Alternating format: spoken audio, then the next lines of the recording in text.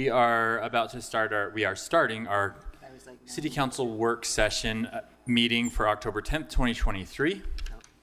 Welcome to today's City Council meeting. Our meetings are public and you are welcome to join us in person, or you can watch from the Council's agenda page on Zoom, Facebook, YouTube, or SLC TV. Please continue to join us in whatever manner you feel most comfortable. Today we have a work session, which means there's no public comment. The next opportunity for public comment will be October 17th during our 7 p.m. formal meeting. But we, of course, always welcome your feedback anytime. And you can reach us by mail at P.O. Box 145476, Salt Lake City, Utah, 84114-5476. You can email us at council.comments@slcgov.com, or you can reach us via our 24-hour phone comment line, 801-535-7654. Written comments that we receive on any agenda or topics are shared with the full council and posted to our website, slccouncil.com. With those announcements, we'll begin our work session. The first agenda item is informational updates from the administration. Ashley Cleveland from the Mayor's Office, and I see Andrew Johnson, Director of Homelessness Policy and Outreach, here to give us updates.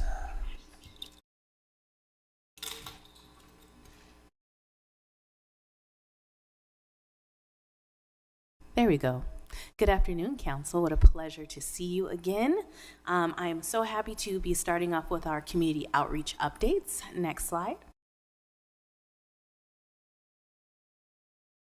As a community-wide reminder, we have our civic engagement team making sure that community engagement highlights are openly available at the slc.gov/feedback page. They are regularly updated with highlighted ways to engage with the city.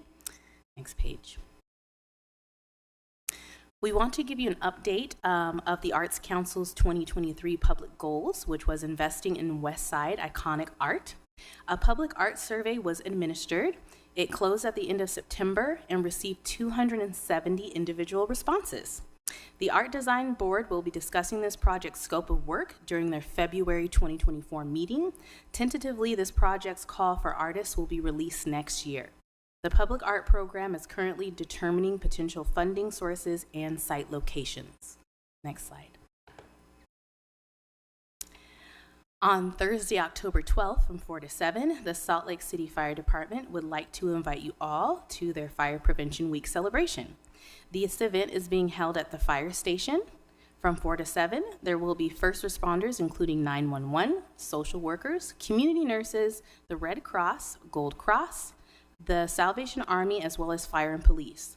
Search and rescue dogs will be on hand, as well as cadets taking CTE classes through the SCL district. The UTA, Safe Kids, and the City Library will be supporting their event. There will be food, safety apparatuses like fire trucks, police cars, and helicopters, and neighbors all enjoying some fire and life safety messaging and swag. So come on out. Next slide. Happily, Weekend Hoops is back, resuming last Saturday. It will continue through the rest of the year, every Saturday from 7 to 9 and every Sunday from 2:30 to 5 p.m. It's put together by the Salt Lake Police Foundation. This is a great opportunity for the community to have fun with our SLCPD officers. This will be at the Salt Lake County's Northwest Rec Center. Next slide. And the long-awaited day is here. The draft EIS is now available for the I-15 Environmental Impact Statement. The 45-day comment period for the draft statement and proposal for the expansion of I-15 is open. It's been open since September 29th. It has been open to community voices. We want to encourage all Salt Lake City residents to voice their opinions at these public events and share with the UDOT project team. Official comments can be taken at any time via their website or phone line outside of these public events. You can check out their proposal and this information on their website. Next slide. Now, from the community outreach team directly, we are continuing with our community office hours. They have been a great way to engage with the public and keep them connected on our Love Your Block project, things that are happening with the citywide, openings on boards and commissions, things of that nature. We'll be having an engagement on October 11th from 3 to 5 p.m. at the Day Riverside Library. We'll also be out again on October 13th from 9:30 a.m. to 12:30 p.m. at the Homeless Resource Fair. October 25th, we'll be out from 10 a.m. to 12 p.m. at Honeysuckle Coffee Company. And October 27th, we'll be out 3 to 5 p.m. at the Glendale Mountain View CLC Community Learning Center. One addition from last week, never mind, we added the Honeysuckle Coffee Co., so that is a new addition. Please come out and say hi to our wonderful liaisons. They want to see you. Thank you. Thank you, Ashley. Andrew? Next slide, please. The HRC utilization rate is not posted on the slide, but it is at 97% as of this morning. I got that information. There are no encampment impact mitigation plans for this week. We would anticipate likely some work being done about 17 south on the river next week, if I were to forecast that. And then you can see the number of camps and the outreach engagements and rehabilitations in different sites. Again, Resource Fair this Friday at Pioneer Park. My hometown is doing the lunch for that, and other providers will be there. Something that's not on the slide is some updates for you about the winter overflow services as well as the temporary shelter community. The winter overflow services we anticipate will start as soon as next Monday with St. Vincent de Paul, and then probably a ramp up of the resource centers increasing their capacity as we go through the end of October. I would anticipate that the West Valley location will probably open a little later, probably, I'm not going to venture a guess, but I'll say as close to November 1st as possible. And then the temporary shelter community, we've talked about previously. The site preparation is going actually really, really well there. We would anticipate having that completely done before the 1st of November and ready for the units to be transported and placed there by the company. The state RFP process is moving along. They're right now in the evaluation period with the evaluation committee. I believe one member here is on that committee. I would anticipate as soon as next week they'll have a provider selected and announced, and then from there it'll be working with that provider to move forward on the operations of that place. We still anticipate opening in November at some point, but we'll work with more details as we get closer with the provider and the site. Councilmember Pui? I drove by the site a few hours ago, and I saw that there is quite a bit of work being done. So it's exciting to see all that leveling and all these departments working together to make this happen. So just wanted to thank you working around the clock and your team and all the different departments in the city just to make this happen so quickly. So it's impressive. And we've got Ori and Goff from CAN and many other staff have done a lot of work on are still working on it.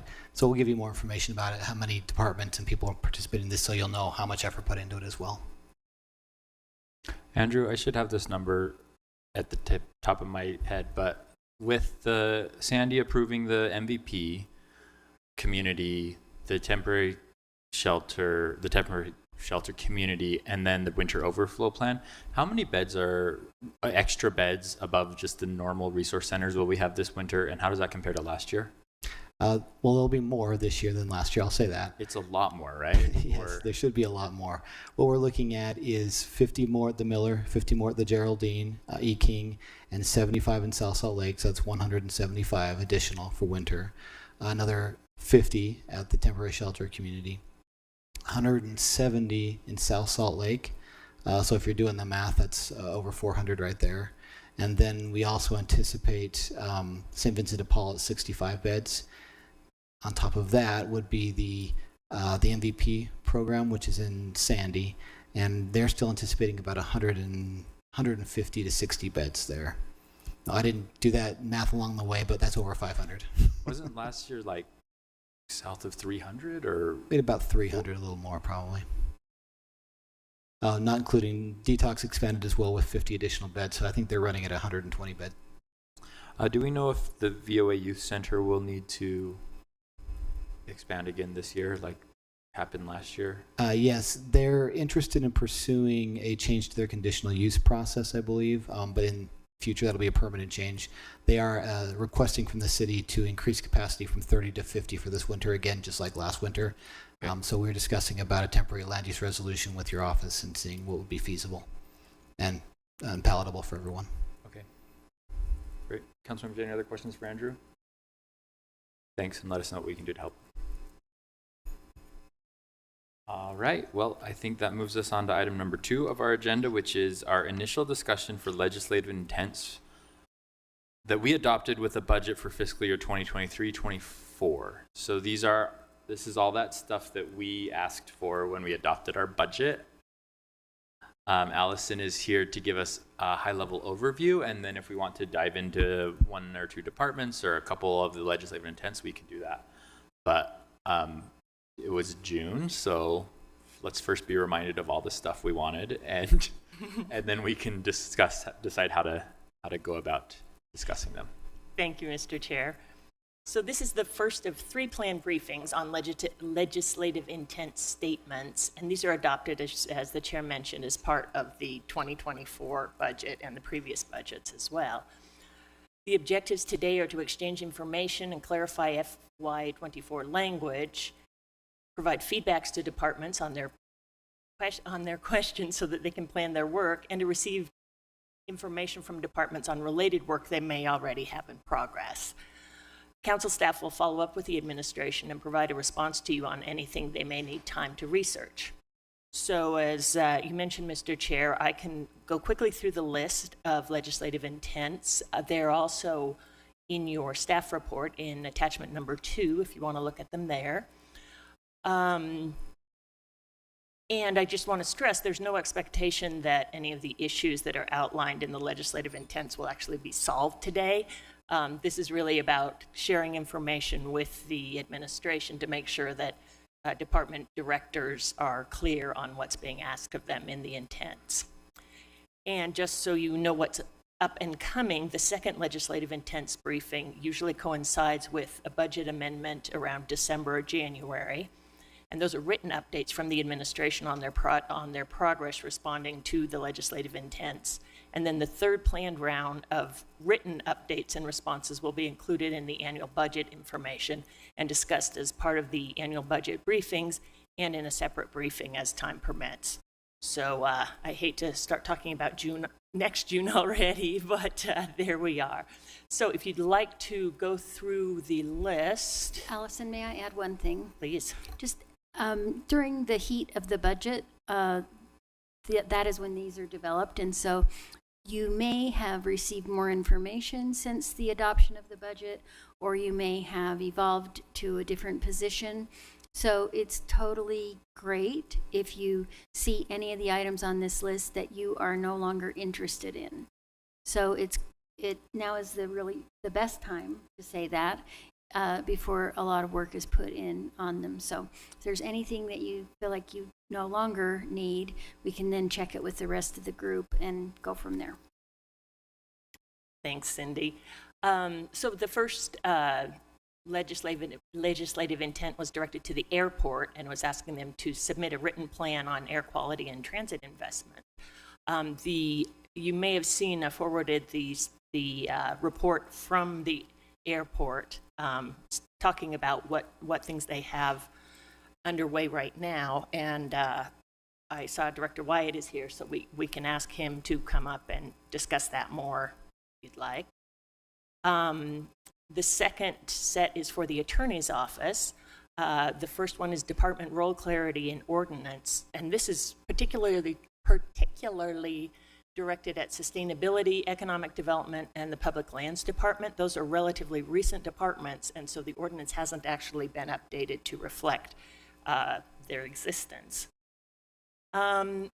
The next is pay parity among attorneys, and the idea here is to make sure there's pay parity among the City Attorney's Office, Salt Lake Legal Defender, city prosecutors, and county prosecutors, and to pull in the Human Resources Department if the whole issue needs deeper evaluation. An FY23 legislative intent is about the boarded building fee. The council's interested in a time frame for when they'll be able to consider an updated boarded building fee provided by the administration. FY23 Open and Public Meetings Act intent was to try to make sure that any city loan or grant processes comply with the Open and Public Meetings Act. And that's something that I know in the council office we've been working on getting those in order, but there are a lot of them. And then finally, FY21 decriminalization review of city code. The idea here was that the attorney's office could do a complete review of the code and consider items that may be decriminalized. A quick question on that, Mr. Chair. This is an Councilor old one. I mean, by old one, before me, and I'm Your time, not yes. that old. But what it came from that? Do we have any information on? What we've heard recently from the attorney's office, and Katie is here if she'd like to provide more information, is that they began this project with some interns, law school interns, but that they haven't been able to finish up just because there's so much work coming at the attorney's office in the past few years. I hope Katie can correct any of that. Katie Lewis, City Attorney. Hi, council members. It is correct that there was a point when the city attorney's office had some other priorities that were engaging us. Actually, at this point, we are working on this project. We've got an attorney assigned to it, and we also have been working with Judge Landau at the Justice Court to get his perspective on what should or should not be included in decriminalizing aspects of the city code. So we are moving forward on that and hope to be able to bring something to you all when that analysis is complete. Can I clarify one other item on the legislative intents that Allison just raised as well? So I may have misheard, but it sounded like for the FY24 role clarity item that there was a belief that sustainability, economic development, and public lands were not in the ordinance.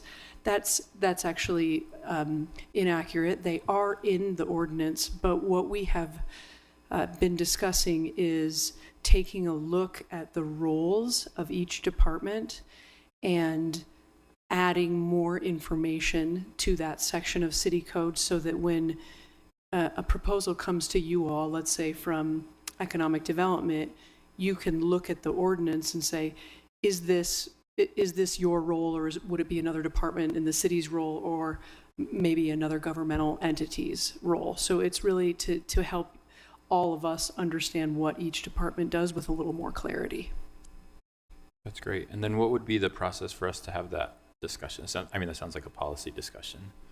We will be bringing red line draft ordinances to you. It's all in Title II of City Code. And we're analyzing actually a handful of city departments and would like to bring all of that to you as a package to discuss. And we're currently working on that, and we'll transmit it to you. Excellent. Thank you. Thanks, Katie, for saving me from myself. Councilmember Dugan? We're just clarifying, we're going to update that intent then by that words. Correct. I'm sorry, could you repeat We're going that? to be updating this intent from after Katie's comments. Yes, Okay, thanks. yes. Well, does the intent have to change, or just, it sounds like the intent is being worked on? Yeah, Unless you have a suggested change. yeah, that the status is in process. Thanks. Thank you, Katie. So for community and neighborhoods, the FY24 intent was options for citywide zoning reevaluation. Mr. Chair. The idea is, Sorry, Allison, Councilmember So Pui. sorry, no Alison. problem. So going back to the intent, the first intent related to the airport, and since we have the director and the amazing staff from the airport, and we received an email late last week, I believe, about some of this and how the airport is working towards achieving some of the goals that we set them out to work on. I would like if there is support for them to give us a very brief presentation on this. And I know that from what I read, there's still a lot of pending items, and you guys are still working to get figures and information on some of those. But if that's okay with everybody. I mean, I was thinking we'd ask Allison to go through the whole list just so we reminded us, and then that would be the first one we discuss since they're here. Is that all right? I think with that. there's only a couple more pages, right? Yes, there aren't terribly But many yes, these days. let's go to the airport. I agree with you. Let's go to the airport as soon as we get through the full list. So don't ask questions about every single one. We're just reminding you what they are, and then we can talk about questions later. So the options for citywide zoning reevaluation is essentially to request that CAN takes a look at all of the potential citywide zoning improvements, in addition to the ones related to housing. FY23 was streamlining of youth and family programs, so evaluating whether to consolidate all these programs into the youth and family division, and to consider the city's role in relation to other community organizations to identify efficiencies and reduce duplication. FY22, there's a trips to transit expansion evaluation, and this was a request for the administration to provide their strategy for evaluating whether to expand the trips to transit program. Department of Economic Development, we'll talk about in Public Services Department, just because maintenance of business districts cuts across several departments. For the Finance Department, the FY24 Legal Defenders Association intent was to shift funding for the Legal Defenders contract to Funding Our Future, and to discuss with the county whether it'd be more efficient for the county to manage that contract. FY23 Consolidated Fee Schedule Holistic Review would include a complete review of the consolidated fee schedule, and then also equity considerations and the possibility for increasing, reducing city fees. FY23 Grants and Ongoing Programs, this would evaluate the extent to which new city programs have been created through grants whose costs have continued beyond the life of the grant. And again, maintenance of business districts is under Public Services. For the Mayor's Office, FY24 Apprenticeship Program Incentives. The council would like to incentivize employees who work through the city apprenticeship program to remain in the city once they are certified. And evaluating efficiencies of all diversified response teams. The request is to establish common metrics and evaluate whether there are opportunities for efficiencies or streamlining, including clarity on who, what is sent, what requests are sent to dispatch, and what, when the city departments could be, or sorry, the specific teams could be contacted immediately or directly. Police Department, the police department role, this is one from FY 2021, would be essentially to continue the evaluation of moving certain programs out of the police department and adding possibly functions, especially to do with internal affairs, to the human resources department. Public Lands Department, there was an intent about the Gulf fee structure, the possibility of providing discounted rates to reduce financial barriers for city residents. Public Services Department, building security, the prioritization of hiring a new safety and security manager, FTE, and for that person to provide recommendations for how building security funds could be used. And here it is, maintenance of business districts from FY15.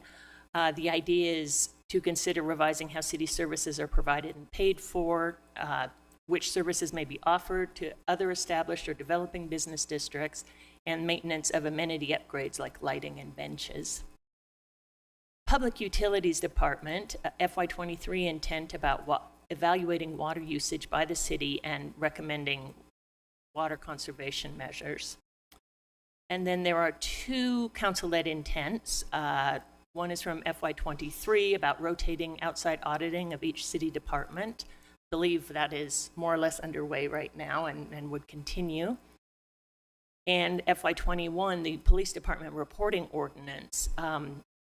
The council would like to work with the attorney's office to create an ordinance that establishes reporting requirements for internal information collected by and related to the police department.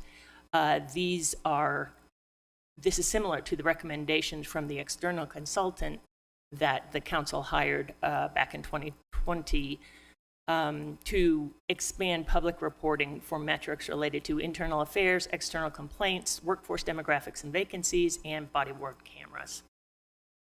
So that is the full list. Would you like to invite Director Wyatt up, or? Yeah, why don't we do that? And just while they're come on up, while they're making their way up here, Allison, there are other legislations. These are just the ones that we adopted. Yes. Or readopted with the budget, right?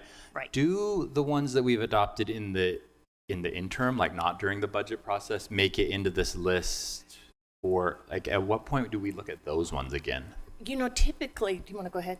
Just because I've had the benefit of a previous conversation, we are gathering those. They are on a list that is tracked by the recorder's office.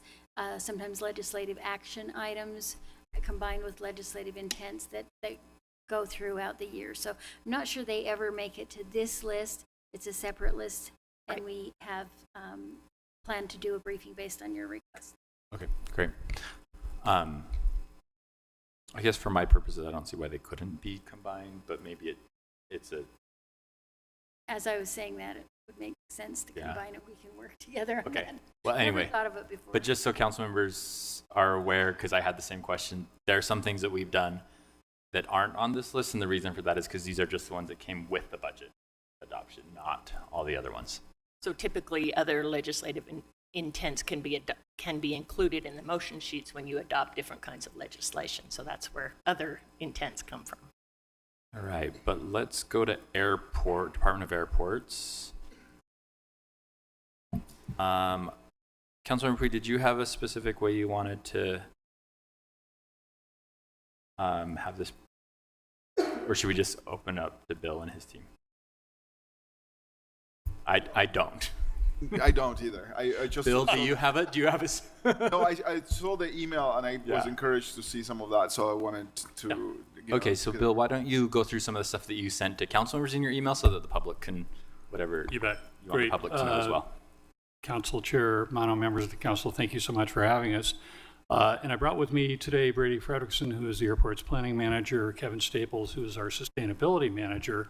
And they're actually the ones who developed the memo that came to you, I think last week, that has been in the works for some time, references a lot of work that the airport has been doing, frankly, from before my time, stuff that goes back to the kind of the initial planning of the layout of the airport, and addresses, we think, a lot of important air quality matters. I don't think we have failed to understand what you are looking for. Whether we've been able to address that, you'll have to conclude for yourselves. But I'd like to actually ask Brady to go through this memo just ever so briefly. And I know this is intended to be informal, so jump in and, we'll just make it conversational. Yeah, thanks, Council.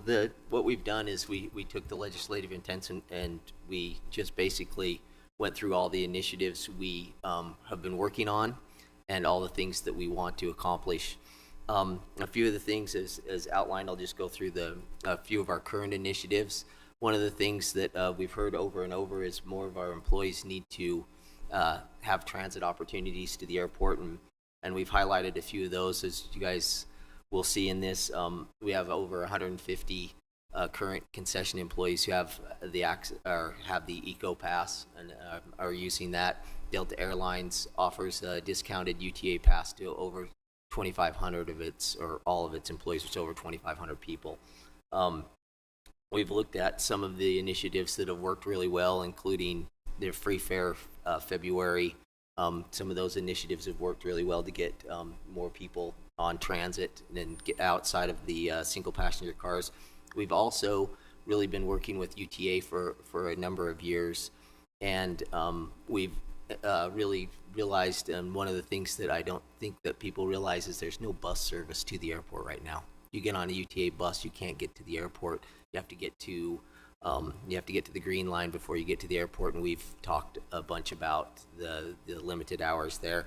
But Route 551 and Route 1 service around the airport, they're actually both successful routes, and we're proposing to work with them to get a stop at the airport, which would be a big thing. I mean, we really do want some bus service.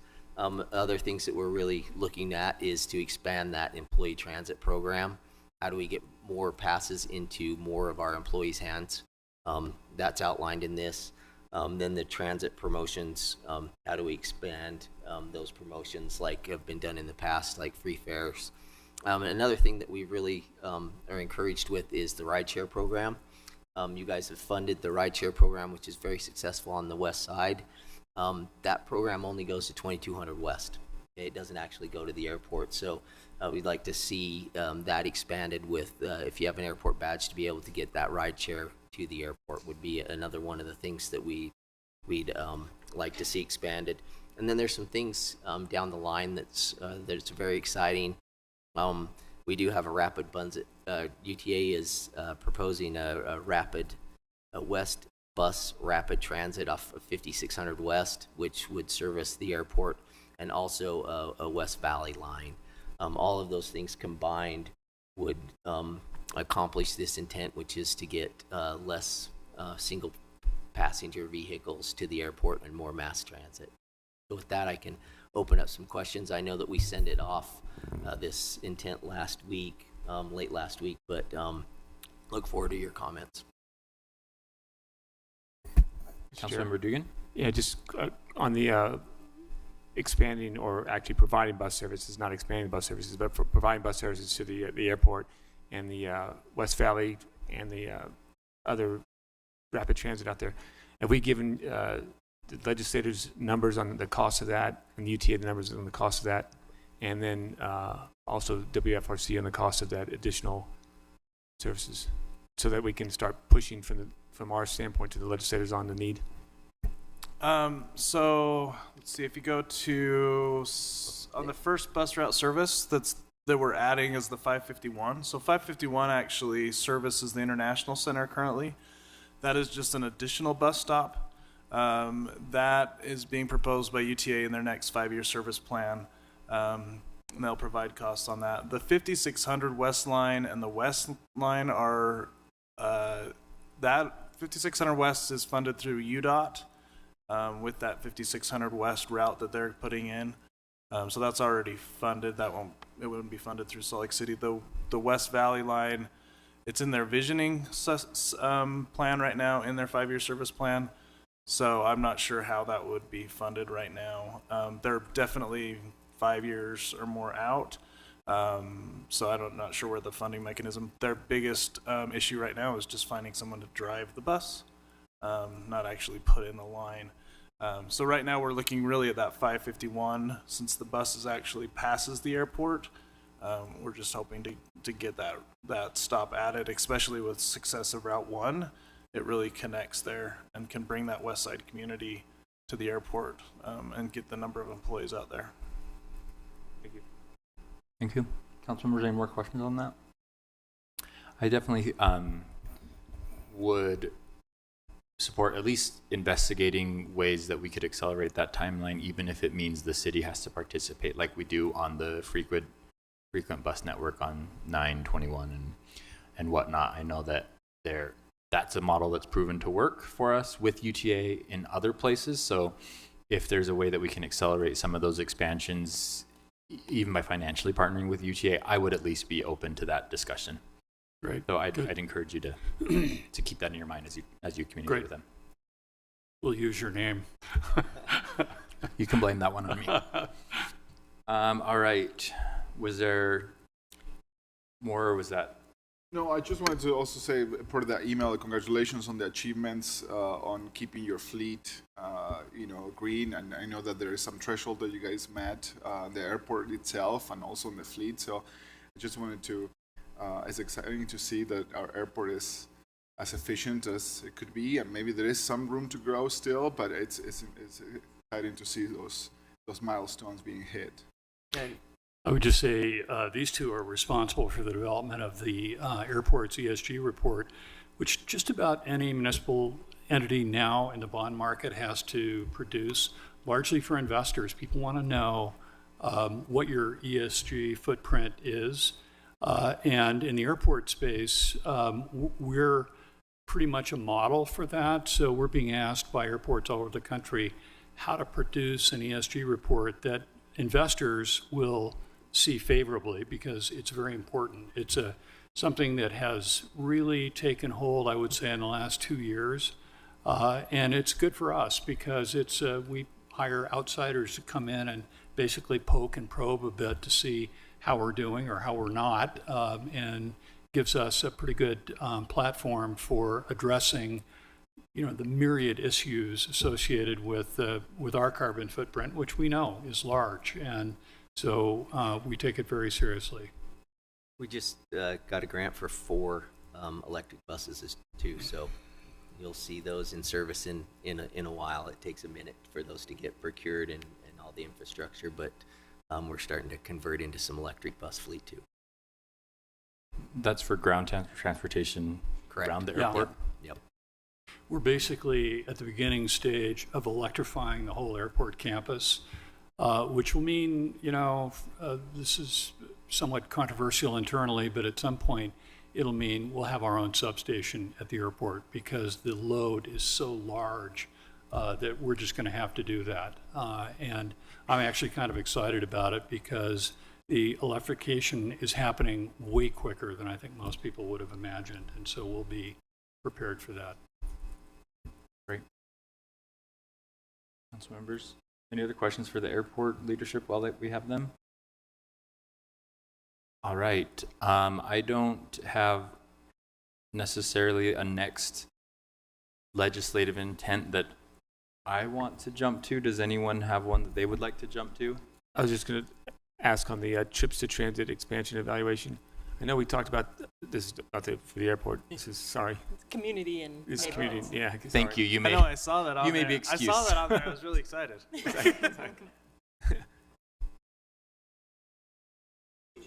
Yeah. It sounds like we're going to talk about trips to transit. Dan would like to. Yeah. Do other councilors want to throw out what they want to get to today? And I would just like a reminder where we landed. I know we put more money on all sides of the attorneys.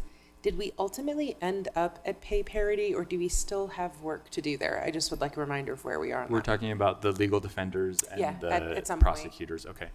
So trips to transit, legal defenders and prosecutors. Any other ones that council members would like an update on? I don't need an update today, but I know that the zoning question, I understand that staff has been working on that. So as soon as planning staff is ready for that, I'd love to even schedule it on the agenda or whatever the case may be, as soon as they're ready to have that discussion. But I don't need to get into it today.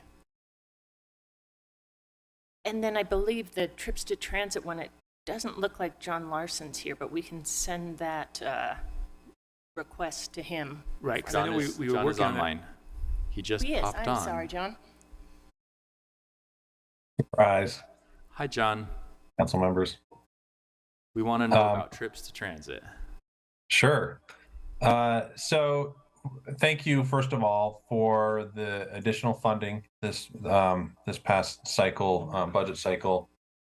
We had, as you're aware, we had to throttle back a little bit on the program because it was so popular that we were turning away rides. And so we, starting about 4 to 8 weeks ago, we were able to start ramping the service back up. And so far it's looking really good that, I think right now we're at only 1% of rides, are not fulfilled, which is, fantastic. I think we were up, 20, 30% at one point. So I think what's challenging for us as far as a conversation about expanding to additional zones or neighborhoods is we're still not quite sure what it takes to properly operate it on the west side. I think we should know within the next year or two, but we would like to just give it a little more time to kind of hit an equilibrium point. It's just such a new service that starting out, we had no idea just how popular it'd be. It's great that it was so popular, but we've kind of had to figure out where that upper limit is. So hopefully we will find that out in this coming year. Thanks, John. My other question, or follow-on question, would just be, so if you could give us a timeline on when you think you could probably roll it out into more the central city area and different districts across the city. Because I think since it's so successful on the west side, it'd probably be successful in other parts of the city also. Sure. So I would, the two other areas that were identified in the citywide transit plan that was adopted in 2017 were the upper avenues and the East Bench. Areas like downtown Central City have such fantastic fixed route service that the plan didn't really see a need for this sort of service there, other than tying in those other zones into the high quality fixed route service. But I would say I would recommend that we still give this another year or two to figure out just what it takes to operate, and then we'll keep in touch with UTA and their contractor to do some modeling to figure out what it would cost. We've already asked them to start looking into that.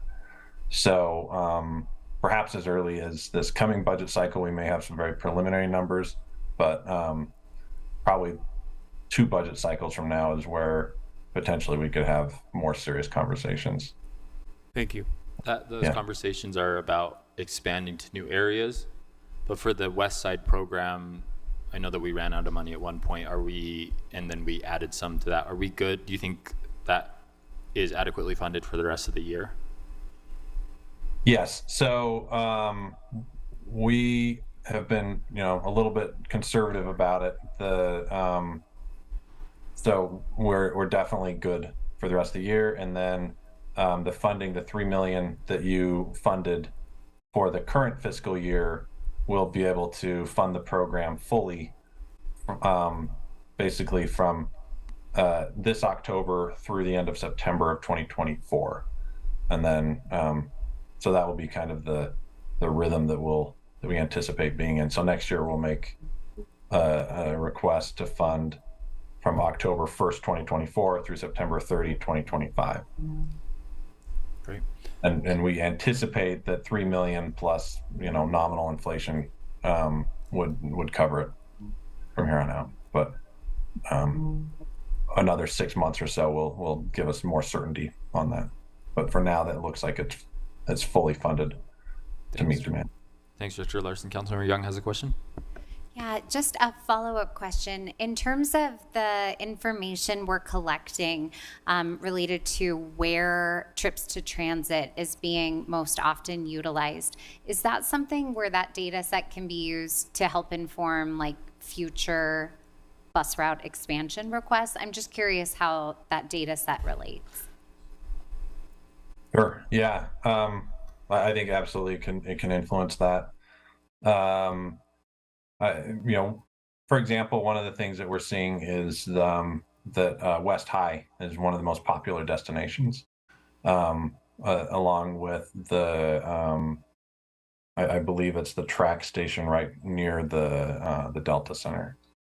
Those are very popular kind of drop-off spots, and so it's definitely something that we'll continue to look at and monitor. Council members, with that information, do we want to keep this one, just keep it on our list, or so it'll just stay on our list until it sounds like a couple years from now when John has mentioned that it's probably appropriate to start looking at expanding? Does that make sense? Do we put a note that we per whatever discussion we should look at this in 2025 or whatever? Do that. Okay, great.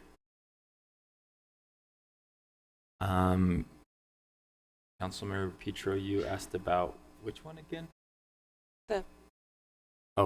Attorney's office. The legal defenders and prosecutors pay parity. Were we able to solve that? Yeah, I can't remember how close. Remind us what we got did this year. Yeah. We had a lot of numbers that we threw around this year. And I don't have that information. Someone. I can chime in.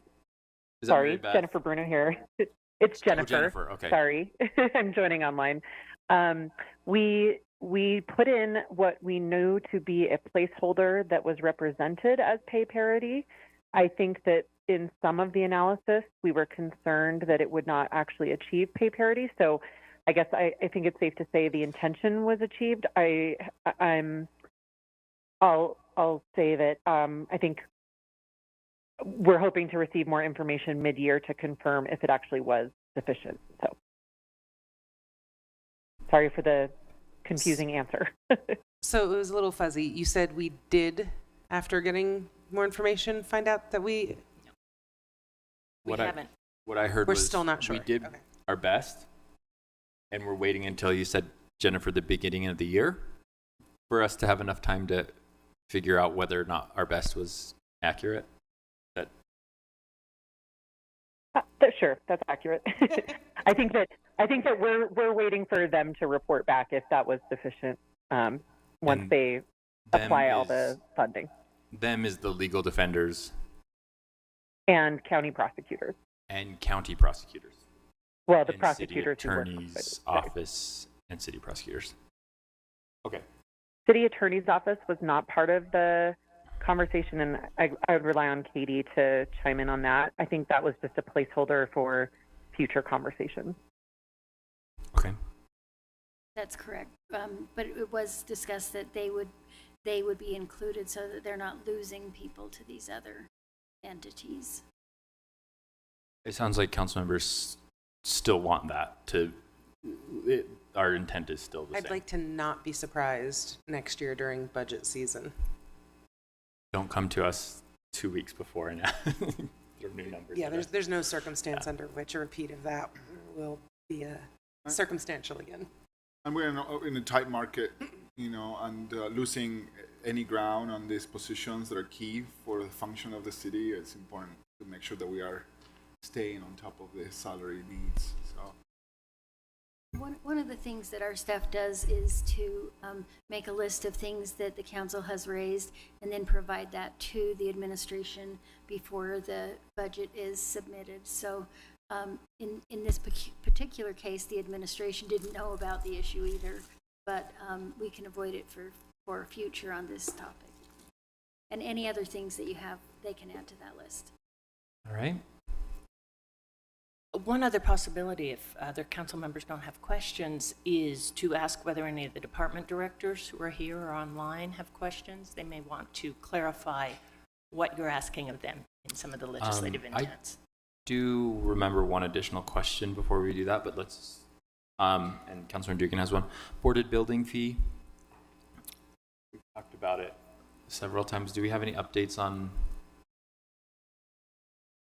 amendments to the boarded building fee? I thought that we received here's how high it could go, and it was very, very high, and I would love to figure out the next step. I'm not sure that I'm comfortable with it going to the highest for multiple reasons, but what's the next step for us as a council to discuss that, / maybe it's just us putting that on an agenda or doing it with the budget. I'm not sure. Hi, Mary Beth. Good afternoon. It's echoey. Is it okay? Okay. So I know that Blake and Orion were working on a transmittal. I will follow up with them and see where the transmittal is to update the fees. So we can update the fees anytime during the fiscal year. And so we will work on getting that updated and transmittal to you. Okay. And when we discuss that, I don't know, this I guess maybe is a legal question. But I'd be interested in understanding if we could have some level of, a graduated fee schedule depending on the type of building, so that a large boarded building, and then also a way that we can categorize them between ones that are well maintained and don't have public safety issues, and once there's X number of calls to a place or whatever. I don't know exactly how legally to do that, but once it becomes a nuisance property, we can increase that. I think it could also be the first year or so, maybe year or two is less, and it goes up the longer it's boarded. And then an individual property owner, if they own multiple boarded buildings, that maybe those automatically get kicked into a higher category. I don't know if any of those things are legal or not, but those are the kind of policy discussion things So I'd like to we'll look discuss. at those as far as the cost analysis is concerned and make sure that they meet legal requirements with Katie's group. We could possibly also put a civil citation associated with those that continue to receive notice. Great. And so that's the other thing. And We'll work with Jason and Can's attorney on those as well. And I think the intent is probably obvious, but I'll just state it because we have boarded buildings, a lot of them in my district and in other districts that really do become public safety issues. A lot of fires and things happen. And so figuring out a way to encourage or hold accountable the property owners that are not maintaining their boarded buildings is something I've been hopeful for the whole time I've been on the council. So, Okay, thank you. all right. Councilor Dugan. Yeah, under the mayor's office, the evaluation of the efficiencies of all diversified response teams. I'm really impressed by our diversified response teams. I think they're doing a fantastic job.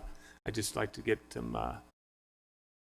updates on this intent, because I want to make sure that come this next budget, we have the right budget for these diversified teams, and that we have the metrics that kind of show us that, yes, they're doing the same job we think they're doing, a great job we're doing. So appreciate that. And I really do applaud the responses that we are seeing out there in the cities. It's wonderful. Thank you. Councilor Wharton and then Petro. Sorry, I got a little sidetracked, but on Part C, FY24 options for citywide zoning and reevaluation, I was just thinking, can we add in the legislative intent that we did just so, did you already say that? Not in those exact words, but I mentioned that this only has the ones that we adopted during the actual budget process, but the more we talk about it, the more I'm feeling like we should just make one big list of all of our legislative intents and just have a running list and add to it as we go, rather than have two separate lists. And I'm not opposed to looking, at citywide, but I would, if I had to pick, in ranking my legislative intents, I would rather do the one that we did more recently first, because I think that one is more likely to, I think it's more timely that we address that than it is to look at everything. So I would want to combine them, but put the one that we passed more recently first. That makes sense. I tend to agree. Councilor Petro. For our legislative intent under the police department, as I read it, I feel like we've accomplished most of what is comprehended here. Park rangers, the social workers, we have almost as many social workers as cities that are double our size from the research I've been doing. We do, but it's good. We're very self-aware and we're prepared to deal therapeutically with our issues. Is there a reason we're keeping this one open? Is there something we're missing? There were several others, like park rangers, for example, on the list that have dropped off because they were shifted. I think social workers, there was still a question of being able to fill all the roles that the council has funded. Internal affairs, I think there are still some questions about how transparent that is, or how accessible that information is, or parts of that information is for HR department and for people outside of police. They have shifted the director of internal affairs to the chief's office, but I think there was some intention of having it outside of the police department altogether. And the police civilian response team, I think, is fairly recently really getting underway. So I think there just hasn't been an opportunity to review it yet. Thank you. That's really related to the diversified response question before too, and it sounds like I think last time I don't know if it was during this annual budget, it's let's look at how successful these all have been and the answer I got was that it's still too early because some of them were not even off the ground yet. So maybe by budget time next year, we have more information, hopefully. Councilmember Pui? Mr. Chair, we're all sort of learning how to, diversify our responses. And I mean, I'm going to just throw it out there without any homework done from my side. But some cities, this is the way we are. Some cities have put so much effort on this that they have separated it to be in its own department alongside fire and police. Because it seems to be a need across the board, and it's something that is not going to be slowing down. And I'm interested in understanding what these jobs are, doing and how to track these metrics, and to know if this is the right approach that we have right now, or maybe there is a different approach, and completely separating it from these other agencies. But so right now, I prefer to keep it to learn more. And see where we end up, but yeah. I think the other thing to go along with that is as we move, hopefully with what has been signaled as a more collaborative response to homelessness as well, seeing if the things that we've put in place remain as needed from a city perspective as they have been historically, since we've been bridging gaps that aren't statutorily ours. There may be energies, fundings, strategies that we could reallocate. So I think keeping the diversified responses open is really important to me. Making as much progress on that police one so we can move on to the next level of how do we get our police department to the best version of 21st century policing would be important to me. All right.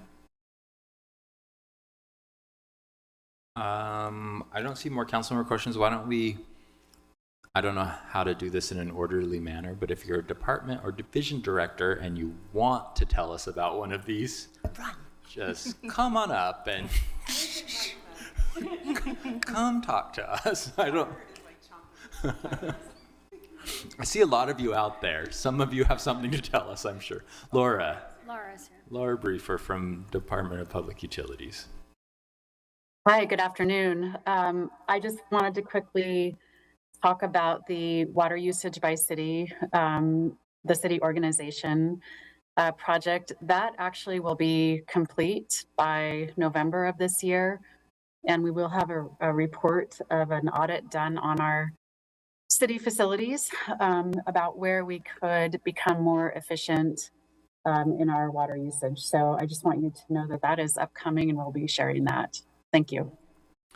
Great. That would, I think we're all interested in seeing that report. If there's any follow-up action from us that's needed, either during or before the budget, next year's budget process, to implement some of those water saving issues. I think I'll speak for myself, but I know that there's a lot of most council members are very interested in water conservation. So we should be, as the city, leading the charge and setting the example. So thank you for doing that.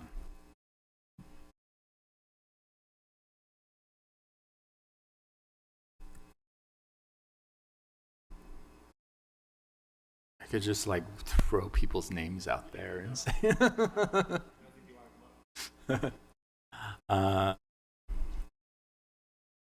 Maybe speak now or forever hold your peace. oh, we can also move on because we actually are at about the time for that. So, Allison, you said this at the very beginning, but the next time we'll discuss this is Typically January, February by the January, time there's February. actually a council discussion. All right. Transmittal comes in December or January. Great. Thank you. Thanks, Allison, for helping remind us of all these things. We are on item number 3 in our council work session agenda. Item number 3 is a resolution about substantial amendments to our 2020 to 2024 consolidated plan for the 2023 through 2024, and the 2023-24 annual action plan for unallocated housing program income funds. Ben Ludke from council staff is here. Tammy Hunsaker, Deputy Director of Community and Neighborhoods. Tony Milner, Director of Housing Stability, and Heather Royale, Deputy Director of Housing and neighborhood development. Housing stability, right? Yeah. There's a handout that's being passed right now, and can we also get the one-page chart up on the screen? You might remember this handout from the last discussion on this topic. It was back in August. On the handout today, we are focused on the HUD funds, CDBG, and home. It's about the middle column. I can't really hear you super well. Sorry, Ben. Is your this light better, on? Cindy Lou? Is the green light on? We'll just Yep. check it in the back. Thank you. Should I switch mics? Let's try it. How's this one? Okay. So the middle column where it shows HUD CDBG and HUD home, these are the amounts we are focused on today. So there's the 6.4 million for the RDA affordable housing NOFA. In the CDBG column, there's 5.7 million for strategic property acquisition. Those are the columns we're focused on today. The other column labeled non-restricted funds, those will return to the council after the administration has drafted policies for your review. Some of those would be new programs, some would be adjustments to existing. There will be a budget amendment to true up the dollar amounts. What you have in front of you are estimates. The true up is necessary because those amounts were included in the annual budget, but we didn't know what the actual amount would be through the end of the fiscal year. So in the presentation that Tony and Heather have for you, there are updated dollar amounts that are slightly different. That's why. And this will return to you in a budget amendment to recognize the difference. HUD requires the city to update 2 plans in order to recognize these funds and identify the eligible uses for how the city is going to use them. There's a 5-year plan called a consolidated plan, which runs from 2020 to 2024, and an annual 1-year plan. Both of those have to be amended to acknowledge this money, what the eligible uses are, hold a public hearing, and then HUD has 30 days to approve the changes to the city's plans. There is some time sensitivity on the CDBG and the home funds. The $6.4 million is part of the RDA's Affordable Housing NOFA, Notice of Funding Availability, which is going out this fall. So getting HUD's approval and then updating in a budget amendment are necessary for those funds to be committed to the developments that are awarded the funds. The CDBG time sensitivity is every year in May. HUD does a timeliness test to make sure that the city is using its funds in what HUD considers a timely manner.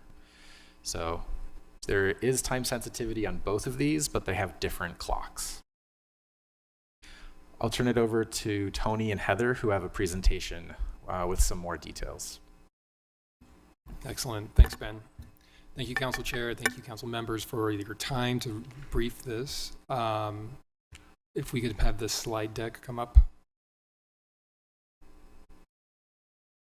Excellent. We were here last time in August, again, discussing all of the dormant program income. Again, like Ben said, this is just the HUD restricted funds. Next slide. The number that you see here, again, these are the updated numbers. We did double check with finance, and finance did advise that actually this all the funds as of the end of the last fiscal year have been captured in this current budget. And so, but we will double check with them to make sure that that is still accurate. But a budget amendment for the additional amounts might not be necessary. But again, we'll double check. Next slide. So the transmittal in front of you, again, this is something that HUD requires. This is a way to actually recognize these funds in new plans, as Ben mentioned. So overall, though, we want to kind of touch base about where CAN and housing stability are with moving forward for best practices and transparency. Please know this is a huge issue for us and a huge commitment on our part. as for comes to program income, so beginning in the fiscal year, this current fiscal year, all program income generated from HUD-funded activities will be recaptured on an annual basis. That program income will then is estimated and is considered as part of the annual HUD application process, with final funding allocations decided by the City Council. Next slide. As Ben already mentioned, the HUD timeliness. The biggest one that we have is CDBG coming up. The next timeliness test for the city that the city has to make is in May 2nd of 2024. This is something that we work really closely with our teams, our community partners who receive CDBG funds, and as well as finance to make sure that the city meets that timeline goal. Next slide.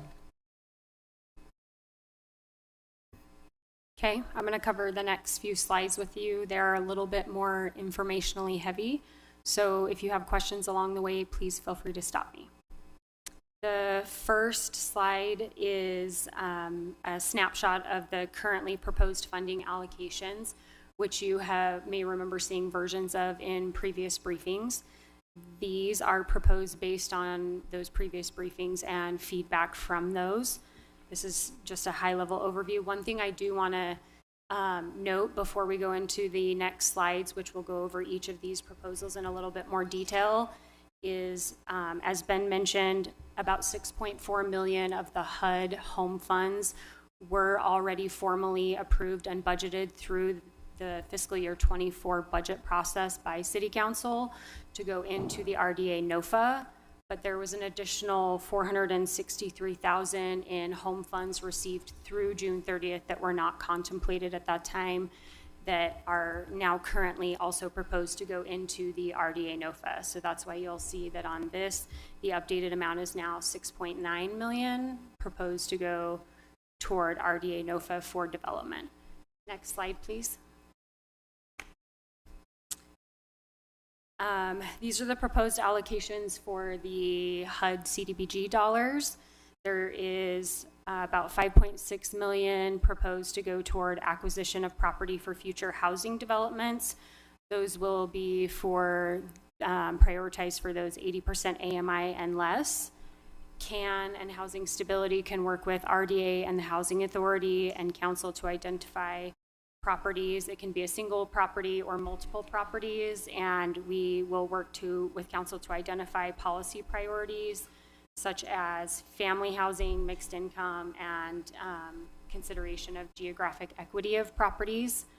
This is for the acquisition funding? Correct. Can we go back to the NOFA funding?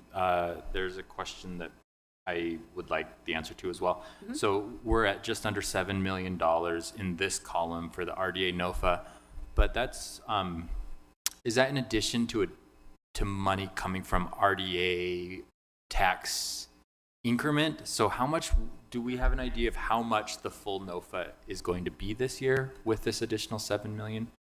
Ben looks like he knows. There are multiple funding sources, of which this is the largest, and this is one-time money. So this NOFA will be larger than previous years. There's also some funds that were previously awarded for developments that are not proceeding, and those will be added to be available this year as well. I don't know the total off the top of my head. Okay. I think that given that we have a larger amount, it might be worth RDA, Mr. RDA Chair, for us to discuss like what, since the RDA is going to be running this NOFA, like what can we accomplish with this amount of money that we can't in a typical year? And how does that change? Like, how do we want to make sure that those projects that we typically can't figure out how to see, that we see some of those, whether it be family-sized housing or more permanent supportive housing or whatever, we're having a hard time finding. Personally, I think it'd be great for us to, $7 million in one-time additional NOFA funding. I don't know that it could come at a better time with interest rates and how difficult it is to develop right now. So this will be really a big help for our housing, creation of affordable units. So that I'm excited about the opportunity there. Thanks. Sorry. No, you're fine. Back to you. The silver lining to the dark cloud is that this does present council with kind of a one-time golden opportunity. So Moving on to CDBG, there's $250,000 proposed for West Side improvements, which came out of a direct council initiative feedback. And that could be prioritized for sidewalk or related infrastructure improvements on the west side, which would promote safety, accessibility, and connectivity. Those funds will very likely be leveraged with existing infrastructure projects that are already penned just for the sake of timeliness and also to maximize community impact for those. There is also $250,000 currently proposed for the NBIP program, which is the Neighborhood Business Improvement Program, or more affectionately known in the public as the Facade Program. This provides grants of up to $50,000 to for-profit businesses in target areas throughout the city in order to promote economic development by improving the facade of those businesses. Can we get the next slide, please? Moving on to proposed allocations for home. The first one is just over $6.9 million for the RDA NOFA that we just discussed, which could go toward gap financing for the development of affordable housing. We have been coordinating very closely over the past few months with RDA on what that NOFA will look like, because there are a number of different funds going into their NOFA this year, which will require a lot of coordination between the departments to ensure that that is a seamless process. So we're happy to coordinate on any additional feedback you provide to them as well. There is also $3 million proposed for a housing development project off 1159 West Temple, which would be gap financing for a Housing Authority of Salt Lake City project that is adjacent to city-owned property by the Smith's Ballpark. And the affordability of those units will range from 25% to 60% AMI. And the funding would be leveraged with allocations already approved by the RDA board, and of course, subject to underwriting and lending standards outlined in RDA's policy. Next slide, please. Okay, this is our last slide, but again, the proposed allocations that we just went through, again, this is what the feedback that we've gotten from council during past briefings. So hopefully we've been able to capture your direction on the potential uses of these funds, which is then we put forward in the transmittal in front of you for your review. Once you approve that, then we can submit that to HUD, and then HUD has their opportunity to weigh in and approve or not. So just the next steps and timeline, so where we're at. Part of HUD requirements 2 requires us for council to set a public hearing. So we are asking council to set a public hearing that coincides with the 30 days public comment period, which is again another HUD requirement. Step 2 is after the public input, City Council considers and adopts resolutions for the con plan, annual action plans, substantial amendments. Step 3, once adopted, Housing Stability will submit the substantial amendments to HUD, and then the last step is that HUD has 30 days to approve the amendments. All right. Councilmember, do you have any questions? Thanks for doing all that work. Really excited to use all of this money for great purposes that we otherwise wouldn't be able to do. So, and I assume that council staff has figured out when we're going to do the public comment period and all that, or we will figure that out. Thanks. Yep. Thank you.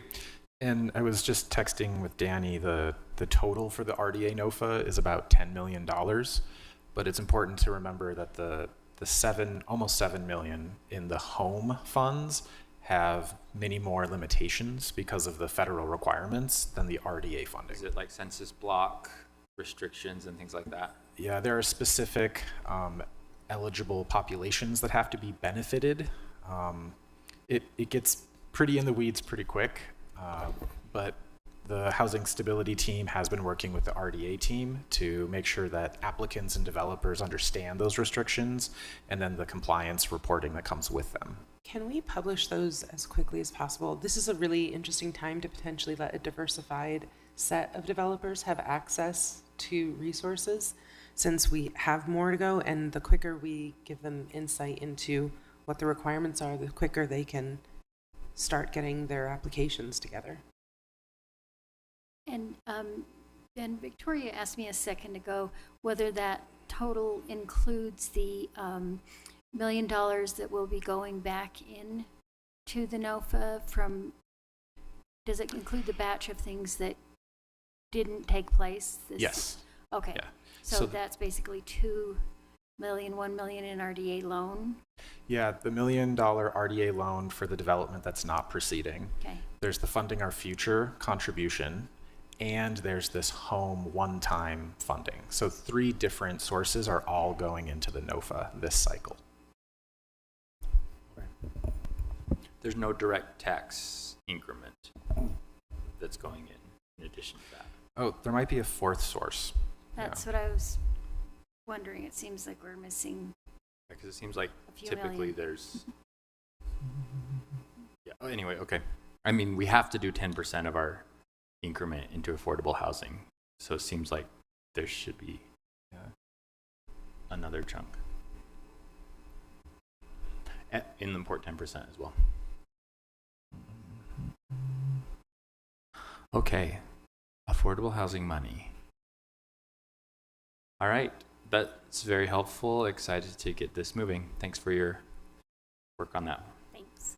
Thank you. Item number 4 on our agenda is a follow-up discussion about budget amendment number 2, fiscal year 2023 through 24.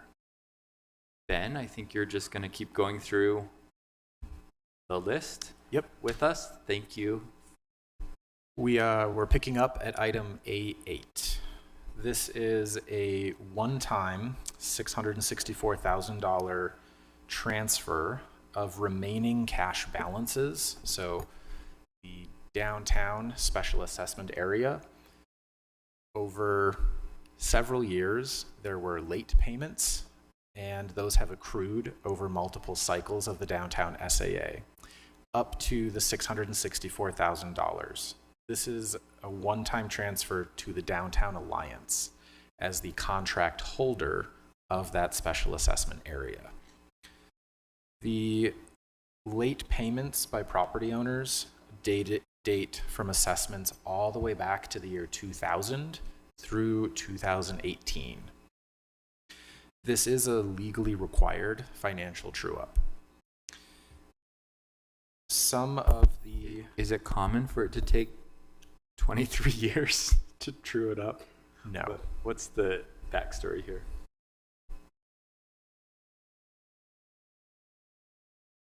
While Mary Beth is getting situated, the city's previous pass-through payments were made on time as required by the contract. So we are going to receive these all the time, right? We're going to reconcile this on a yearly basis moving forward. But what happens is the SAA has an outstanding amount that we need to collect. Sometimes those collections don't come in on time, so we have an outstanding receivable. In fiscal year 2023, I'm going back, let me think. In fiscal year 2023, for fiscal year 2022, I went through and reconciled all the SAA accounts and then added a receivable account to every single account.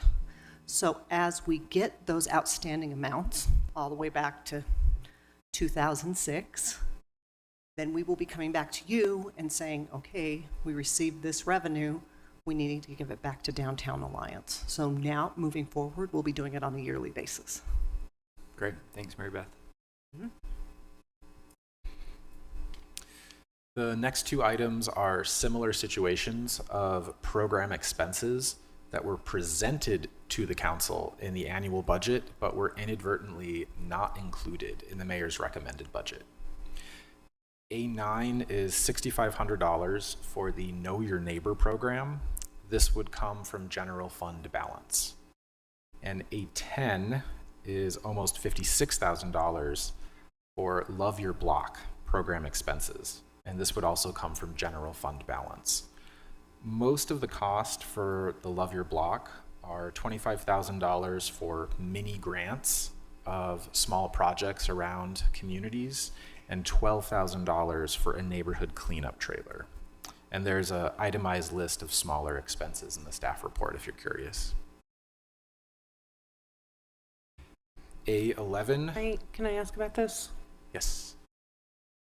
It says that they were inadvertently not included in the recommended budget. Can we speak to how emergent these things would be in the continuation of the program? Look, I'm not saying it's not that much when the cost is more than our median salary for our constituents. I get it. But I would like to, if someone could speak to how emergent these supplies are in continuing the program at this time. You mean like if this was not funded, would those programs stop? Or Yeah, I mean, from the training that I've been given and the impression that I get, budget amendments and best practice should be used for emergency unforeseen things. That it was left out is problematic. I would like to know, are we handicapping the provision that we staffed significantly if we don't do this and make it right in the next budget year? Or is it a convenience thing? Is it an emergent thing? You know? So without this, they can't do the programs that you put the So FTEs the staffing in that place. we paid for is Correct. irrelevant because of that. That's the question. That is correct. Thank you. Yes. And I think the staffing is grant funded, right? The staffing was grant funded. It was general fund funded in fiscal year We transitioned it to 2024. Okay. And without this funding, they can't do the mini grants. They can't do the neighborhood cleanups or the Love Your Block stuff. So they need this funding in order to move forward with these two new programs.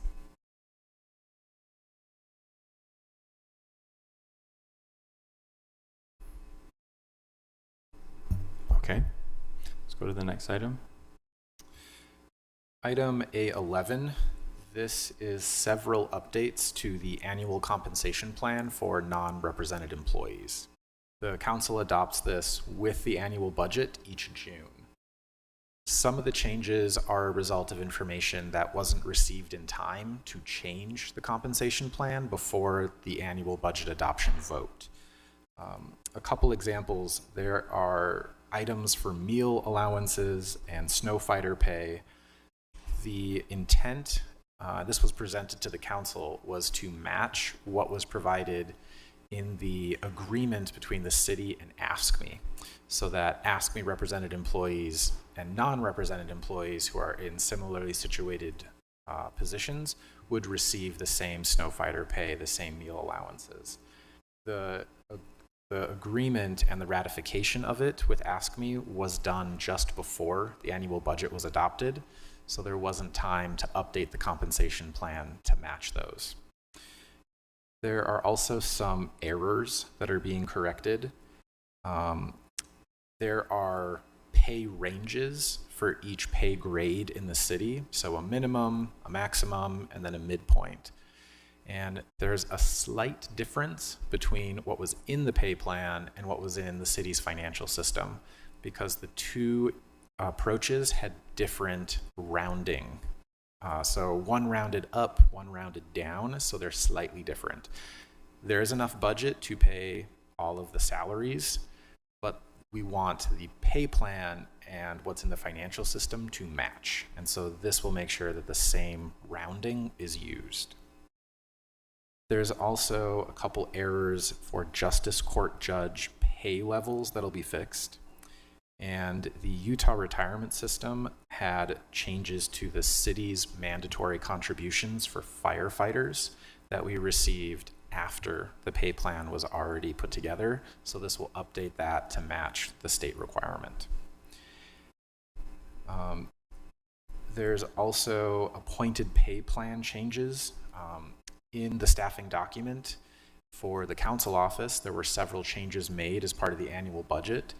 Those changes were not carried over into the appointed pay plan that is inside the annual compensation plan. So this will make sure the staffing document and the appointed pay plan match for the council office. Councilmember Petro?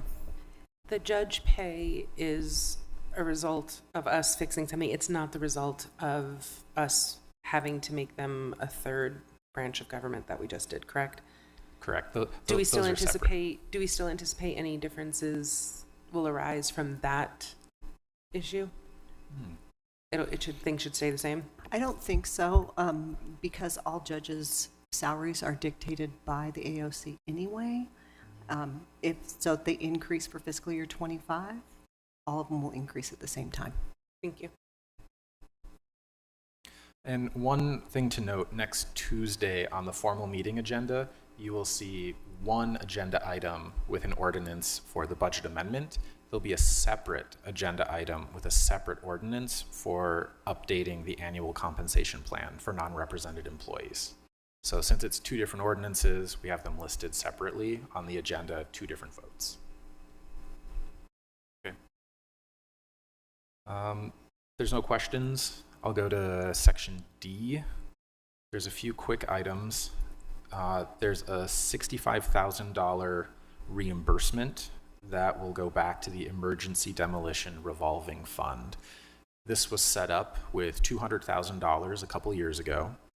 Last winter, $65,000 was paid to demolish homes on Major Street that were damaged by fire. The property owner has repaid those funds, and this will put it back into the emergency demolition fund for future needs. There's a $500,000 pass-through payment from Union Pacific to a contractor for the 300 North pedestrian bridge. And then item D4, this is the general fund side of what you just saw in the RDA meeting with RDA budget amendment number 1. The home funding, the $6.4 million that is part of the RDA NOFA, those HUD dollars that we talked about in the last briefing. In the annual budget, we transferred those funds to the RDA. This budget amendment for the RDA and this item D4 in the general fund budget amendment are to transfer those funds out of the RDA back into the grant account where they previously were. The use is staying the same. They're still going to be part of the RDA NOFA for affordable housing. This is just an accounting change to put them in a grant fund so it's easier to track and do compliance reporting because they're federal dollars. So and then that differential that we found out about today, the additional 600,000 or 500,000 or whatever that gets the number up to 6.9 was never transferred to RDA, so it doesn't have to be transferred back and can go directly into that grant fund. Is You that got it. what will happen? Okay. Yep. The last item I have is an update on the funding source for the council added item, additional funding to the sanctioned camping holding account. We discussed the possibility about recapturing, rescoping the $2 million that was a deeply affordable grant, but the development is no longer proceeding. So as the council discussed, this item could rescope $1 million from that $2 million, add it to the sanctioned campground holding account. It would still be subject to council approval for release from the holding account. The other $1 million could go back to general fund balance from where it originated. And if you wanted to do anything different, let me know so I can update the motion sheet for next Tuesday, but that's my understanding as the council's current intent. So can we go over that one more time? Yep. So $2 million previously awarded as a grant for a deeply affordable housing development. Was put into escrow. It is no longer proceeding. The administration has confirmed that the contract termination process has concluded. The $2 million was released from escrow and is back in the city's accounts. Okay. If nothing is done, it would lapse to fund balance. This item would rescope that $2 million. It would be split in two. $1 million for sanctioned campground holding account, the other $1 million to general fund balance. What? And there was a $3 million that never actually happened. There was a separate $1 million, which was an RDA loan to the same housing development. Okay. That is being added into the RDA NOFA going out this fall. Got it. Council members, I'm comfortable with that direction. 1 million for the sanction, the temporary shelter community, and the other 1 million going to fund balance. I see nods, so let's Proceed. Okay. And that's it for items. Yes, any questions? Two of the council members have followed up with staff about something that you dealt with, I think, in the last briefing for this budget amendment, and that was a position in movement of positions from engineering to public lands. Is that part of this budget amendment? Yes. And that's you've dealt with it in the previous, okay. So let me just share what was raised, and the council members that were interested can chime in if they want, but we had thought that we could move the positions over, and then the supervisor position, at some point, they do want to make a division director from that position, but doing that now, before the position was created and at the same time, would mean that it wouldn't be an appointed position. So they weren't amending the appointed pay plan. And staff's understanding is that you want to have all of the all of the division heads, deputy directors, and directors, in addition to the council staff and, of course, mayor's staff, in the appointed pay plan. So I was asked by two of the council members to have us take a second look at that and see if that could be, that position that was going to be in a bit of limbo for a few months, if that could be delayed or made appointed at the time it's created, or how to figure that out. So anyway, the whole point is to keep all of the division, department, and deputies in the appointed pay plan. Councilors, do you have any questions on that? I don't have any questions. I don't understand the concern, though. For what I understand, because of moving these positions, you know, this person would lose, by moving to an appointed position, will lose their status with the city, and potentially, you know, if the new administration comes into play, potentially lose their job. So we are moving this position. I mean, the administration is requesting to move this position to make more efficiency, to create more efficiencies. So I don't understand where the concern is, knowing that the administration told us that that is not, it's only a temporary situation to make sure that this person is the right person for this job. But still don't know what the concern is beyond this breaks the rule or the norm. Maybe that is what it is, that breaks the norm of being in a position that is not appointed. Is this the concern, or is just the difference in pay? I'm just articulating that it was asked of me. Okay. So, and it was my understanding that once a person is in the position, it isn't the city's decision whether that can become appointed. It's that person's decision. So, I don't know, the administration could probably provide us more information about the options and just put it, we have a little bit of information in writing, but I wasn't prepared to answer the questions that were asked of me. So I'm just setting it out there so that people are aware. I think more information would be useful to make a better decision on this, but I also don't want to lose a capable employee that is in a leadership position right now and try to force this person on the sake of making a significant efficiency in how we deal with our infrastructure investments right now, and trying to force a person into changing, losing potentially a yeah, I don't think that was the interest. The interest was timing, I think, and how to do it without creating a problem for the future. That was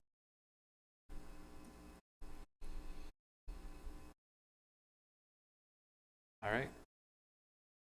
Any other questions on the budget amendment, council? What item was that? That's the This landscape is- architects. This is item A5. It has 3 different parts. There's creating the new division within the Public Lands Department called a Planning and Design Division, transferring 4 existing landscape architects from engineering to the new division.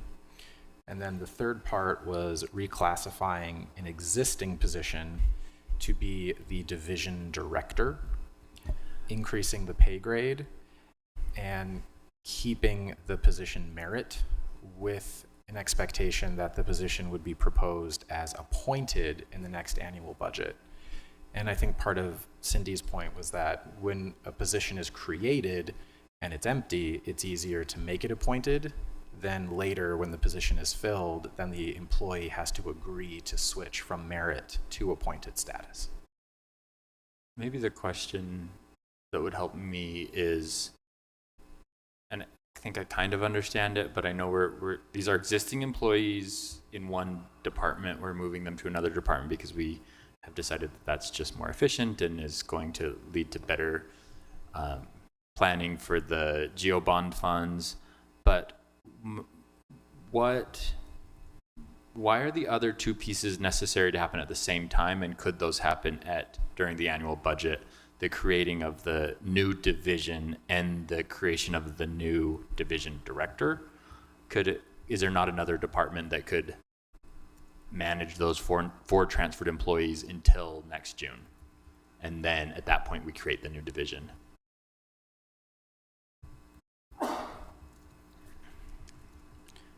I see Tyler from Public Lands coming up.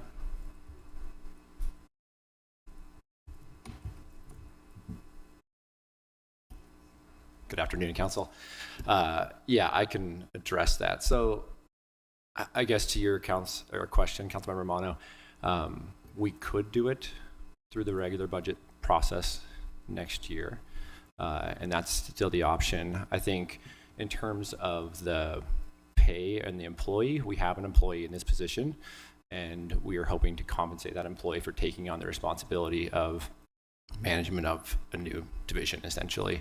So that's why we requested as part of the budget amendment. That can come through the regular budget process. We would just like to explore what options there are to compensate that individual. And I think it goes back to what Ben just stated. Right now, we are pending an agreement with that individual to take that position if it becomes appointed. And we haven't reached that right now. And then I guess maybe a bigger question is, what happens if we do all of the things in the annual budget? Like, what do we lose in the next 7-8 months? If we do, why must this happen now? Yeah, well, let me speak to the structural change, I guess. It's been a lot of years where we've had challenges with project delivery and implementation through our capital program for public lands. We've worked essentially with our engineering division and our public lands division. We've laid out a new process and a capital project delivery process that we really want to implement as soon as possible. We have nearly 80 capital projects within public lands right now that we're kind of sharing within our engineering division. And in order to really be efficient in implementing the GO bond, we want to move as quickly as possible on this. I mean, it was verbalized before, sorry, Chris. Go ahead. It was verbalized before that this would create significant improvements and efficiencies in how we are implementing the GeoBond and all the infrastructure requirements that we are funded, not requirements, but the infrastructure funding that we're doing in public land. So and this is, if I remember right, this is budget neutral, or there was some transfer. So I don't know why wouldn't we do it before, and why we will be waiting for the budget to open that, and the budget again to make these efficiency changes. So that's my question to that question, I guess. One nuance is it's budget neutral this fiscal year because vacancy savings would be used to make up the difference. The next annual budget would need an increase for the ongoing costs.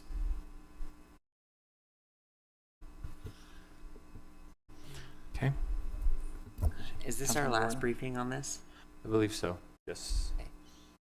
Maybe I need to, I'm happy to do like a meeting, a small group meeting or something, but I have some questions too about, I think it makes sense if you're asking somebody to do more work and take on more responsibilities that they should be compensated for that, absolutely. But I also normally like to consider these types of things as part of the budget process as well, so maybe I just need to understand more about why that sort of structural change needs to happen now. I mean, I hear what you're saying and that makes sense to me, but it doesn't quite answer like why the structural change is necessary right now to me. But so maybe I just need more time to talk through that, and then I can do that outside of this meeting. I guess the other question is if there's a position that's being compensated at the level of a director, but still has the benefits of a merit position, is that equitable to all the other directors that don't have that protection? Yeah, and that's or if you're at that level within the organization, you should be an appointed person. Well, I think that's true. What I'm saying, and I probably should have been more clear, is that I need to understand why this is taking on a director level position as opposed to like managing, you know, a project management type of thing. So. Okay. All right. So we'll ask for some additional meetings with the department then. For council members that have questions. Thanks. All right. We are exactly on time, to the minute. A good thing we started 7 minutes early. We are on item number 5, which is an ordinance and master plan amendments at approximately 135, 159, and 163 West Colts Avenue and at 1036 South Jefferson Street. Brian Fulmer from the council staff, along with Brooke Olson, our principal planner, and John Anderson, planning manager, are here to present this item. This is a proposal to amend the zoning map for the properties you mentioned from their current RMF 35 or moderate density multifamily residential zoning to RMU or residential mixed use. In addition, the proposal would amend the 2022 Ballpark Station Area Plan future land use map designations from medium density residential to high density residential mixed use. I believe the petitioner is in the audience and would like to address the council, and with that I'll turn it over to Brooke. Thank you. Great. Thanks, Brian. Hi, Brooke. Hello. Good afternoon, council. So since Brian already went over the project request, I would just like to reiterate that the Planning Commission voted to forward a recommendation of denial for the zoning map and master plan amendments. Next slide, please.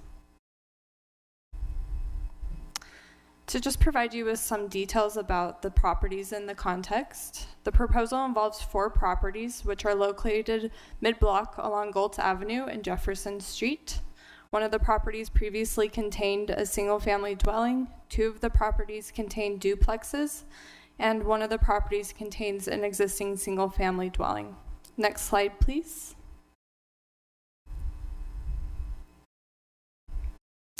To provide you with some context, the properties are interior parcels located on the interior of the block, which is characterized by a mix of small-scale, single-family, and middle housing types, which are zoned RMF 35.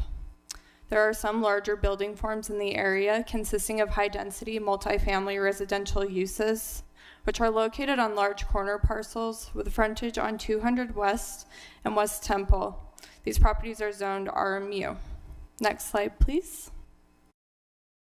A housing loss mitigation plan was required for this proposal, and the applicant has selected option A to build replacement housing and would enter into a development agreement if the requests are approved. Next slide, please.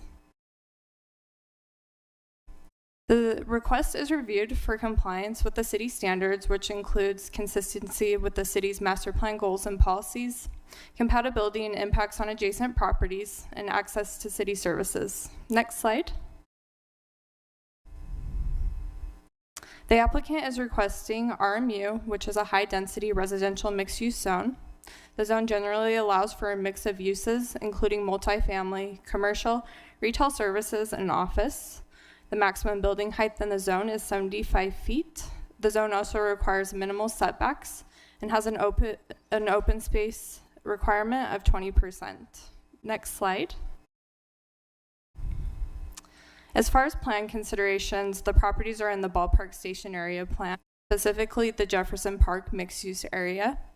The future land use description indicates the area should contain a mix of uses and building scales, specifically that high-density residential mixed-use development, 5 to 7 stories in height, is appropriate along 200 West and West Temple, and that medium-density residential development, 2 to 3 stories in height, should be focused on the areas adjoining Jefferson Street and the Avenue Streets, where the subject properties are located. The applicant is requesting to amend the plan to change the designation to high-density mixed use. The proposal does not align with some of the overall plan goals that speak to providing a diversity of housing types and options and creating a balanced mix of uses. It should be noted that the properties are in the only area designated for medium-density residential development.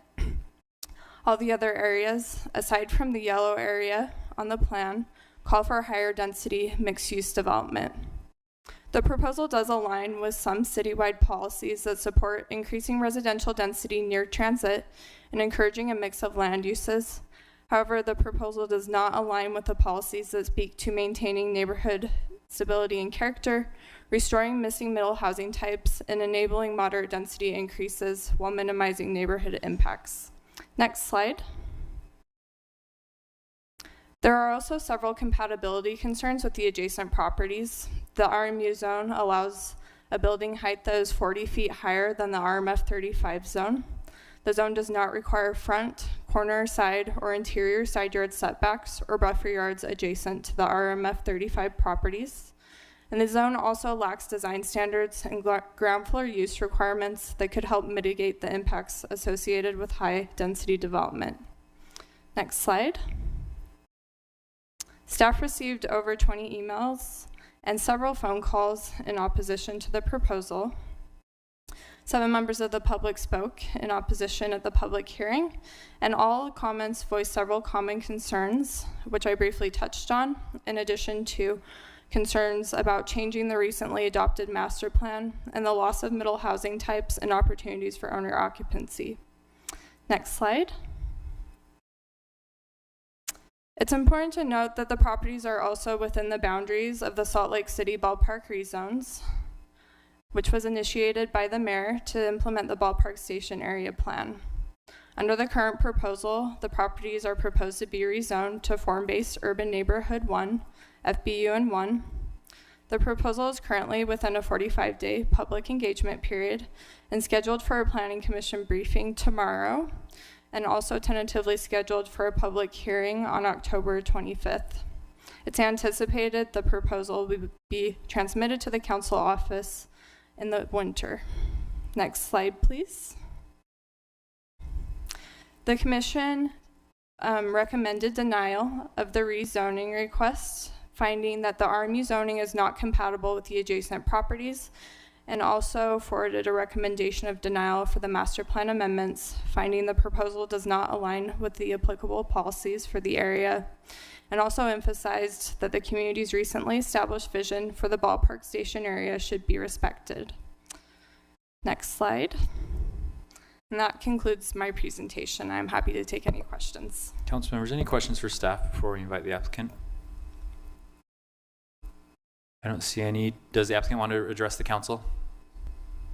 Great. Our council policy is that you get 5 minutes. Do you have slides? Great. Does our staff have your slides? I hope so. Great.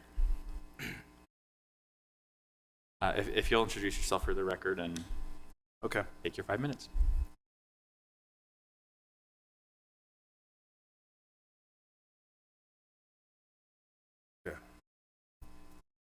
Next slide, please.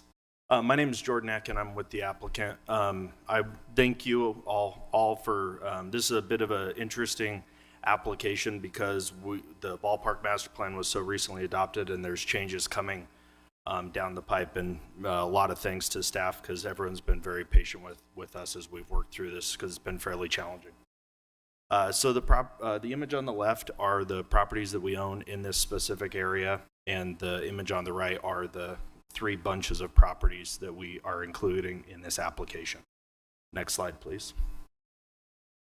So a little bit about the timeline. We've been in this neighborhood since 2017. It was an expansion of our work that we've done in the Central 9th community, where we, between 8th South and the freeway off-ramp, West Temple to 200 West, we've completed 7 projects, bringing over 350 housing units to that neighborhood. And we looked at this as a logical expansion for that. We were very excited about hearing about the Ballpark Master Plan as it came out in, I think, early 2021, but we were concerned that this specific area, which originally was designated as a medium density, seemed to be left out of the plan. We're right about a quarter of a mile between the Central 9th track stop and the ballpark. And we asked a lot of questions about that and never really got an understanding. The plan was then revised, and following the plan, we made a formal application in December of 21 to rezone to FBUN2. We spent the spring of 22 engaging with the community and the neighbors, and overwhelmingly heard that FBUN2 was not the zone because people didn't like the development pattern that had occurred in Central 9th. We then turned our efforts to trying to make some headway with the Planning Commission and also submitted notes to this body. And the plan got adopted in October, and then in December of 22, we updated our proposal to go to RMU, which is the zoning that's across the street. Next slide, please. So a little bit about why we thought this. This is going to be normal for everyone, but these are the tracks, and the little yellow stars are the track stops. Next slide. In almost every instance in the city, it seems that we're encouraging high density residential development along these tracks corridors. That's where we can support them. Next slide. So that's North Temple or South. Next slide, please. And even the upcoming zoning that you'll hear, I guess, in a couple months is predominantly high density residential. So we continue to ask why this specific little pocket, although it had all the same characteristics, was left out and designated as low density. Next slide, please. Pulling from the plan, and Brooke noted this, larger building forms are appropriate along corridors where others already exist. Next slide, please. The 2 properties that you can see on the left of the street here are 2 that are included in this application, and you can see the 6-story building directly across the street, which takes up 43% of this street that's supposed to be 2 to 3 stories. Next slide, please. A little bit less presence on Jefferson, and it pretty much matches up on 200 West, 19%. Next slide, please. We then took a further step back and looked at the plan, and we just internally counted 50 streets inside the Ballpark Master Plan, 8 of which have buildings that are over 4 stories. We selected 4 stories because in our view, 3 stories feels fairly similar to the scale of residential. So these are bigger buildings, 7 of which are residential in nature, and then the school. Interestingly enough, 2 of these buildings are in this exact zone that is called out to have lower heights and lower density. And the predominant feature of this area is the C9 flats, of which we're on both streets there. Next slide, please. We tried to get an answer, and pretty much, hey, the lots are kind of small, and it might look awkward to have big buildings on these small lots. Next slide, please. So we applied that logic to the areas that are called for the center of the neighborhood. It's really hard to read, but Lucy and Paxton, which are nice tree-lined streets with these little houses and little lots, actually have smaller lots than the areas that we're talking about. Next slide, please. I won't dive into this, but there's even, if our proposal is inconsistent with the plan, so is the rezoning that you're going to be hearing and will likely make comments. Calls for 5 to 7 story buildings along 200 West and West Temple. Time. In this plan, it's FPU and 2, it's just 4. Okay, that's 5 minutes. Council members, any questions for the applicant? Council. Not for the applicant, but can we see a map that shows the Jefferson Park mixed use, Main Street, and heart of the neighborhood areas? Yeah, I believe that was in Brooke's presentation. I know. Can you go back to that? We go back to the staff presentation.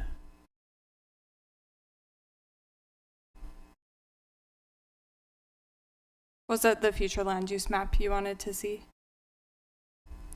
Yeah, I'm just trying to compare the mayor's initiated petition for Ballpark Station area plan. Okay. Yeah, so the Salt Lake City Ballpark rezones is shown on slide 11, and the future land use map is shown on slide 8.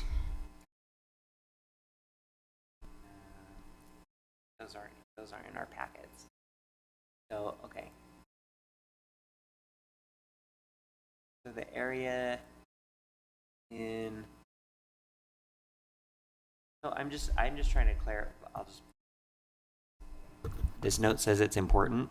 And so is this saying that these would be consistent with what the mayor proposed, or that these would not be? So as far as the applicant's request, yes. Just to clarify. These 3 properties. Yeah, what the applicant is requesting is not in alignment with what the Ballpark Station area plan recommends for the area. Got it. Okay, because I just reading this, it was, at first I was like, oh, it is included? No, it's not. So thanks for clarifying. So the property is included in the mayor's, in the Ballpark Station area plan and the rezones, but the zone that the applicant has requested is not the same zone and is pretty different than what is going to be forwarded to us. Okay, thank you. In the mayor's initiated rezone process. Let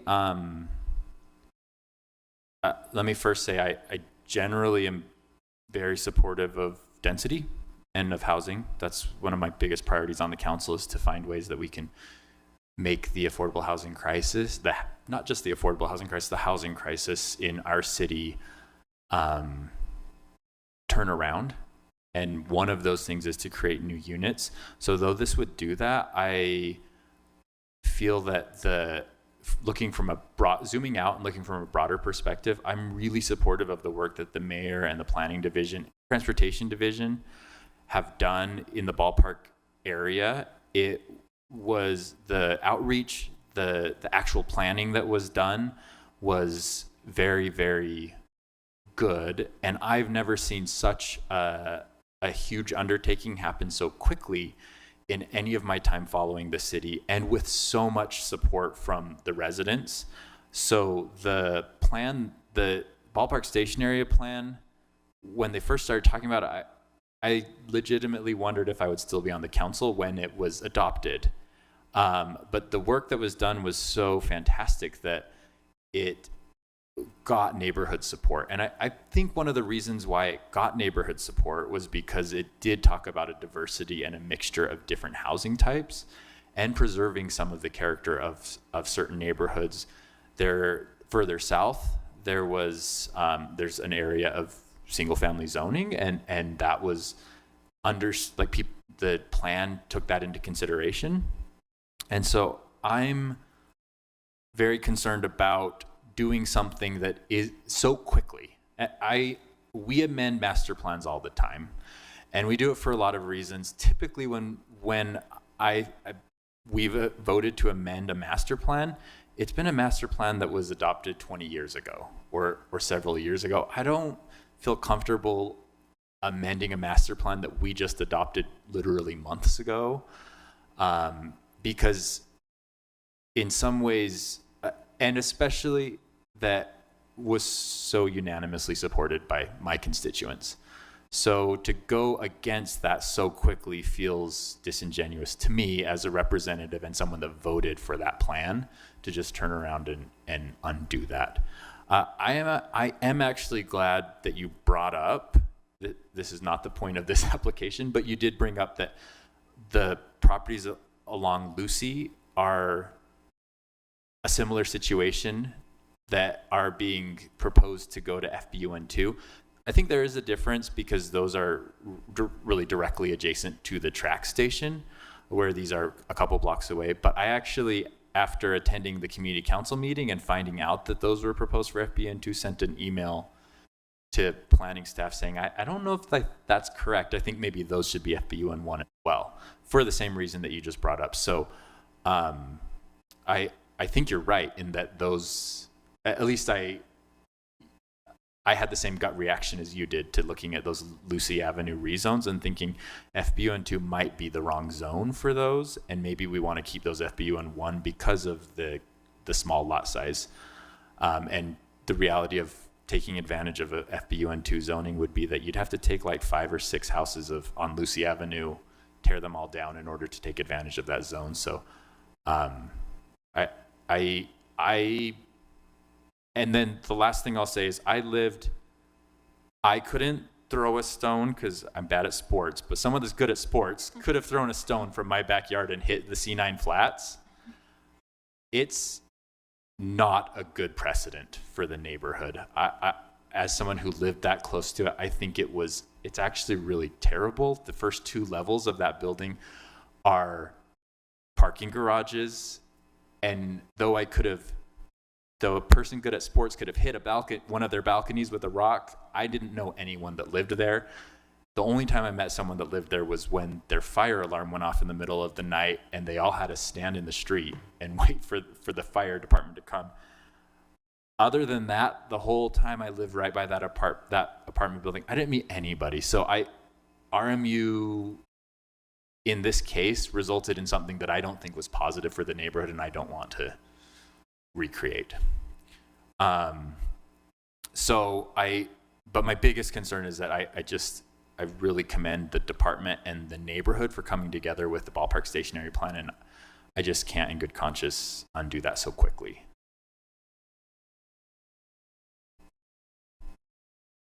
Councilmember Petro? Well, kind of going along with that, since my constituents don't live in this area, and so I haven't heard from them directly. Without pointing to projects that predate the master plan, and with reasoning that respects that any time we invest this much time, energy, and resources in a master plan, it indicates that the city has a high level of intentionality for what they will create here, supported by constituents. What are you not getting in the zoning that is here that you need?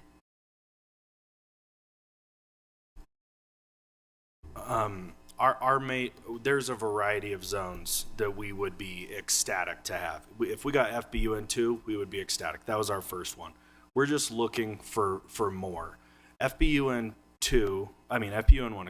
which is the proposed, limits buildings to 2.5 stories. And so it's a relatively small building form.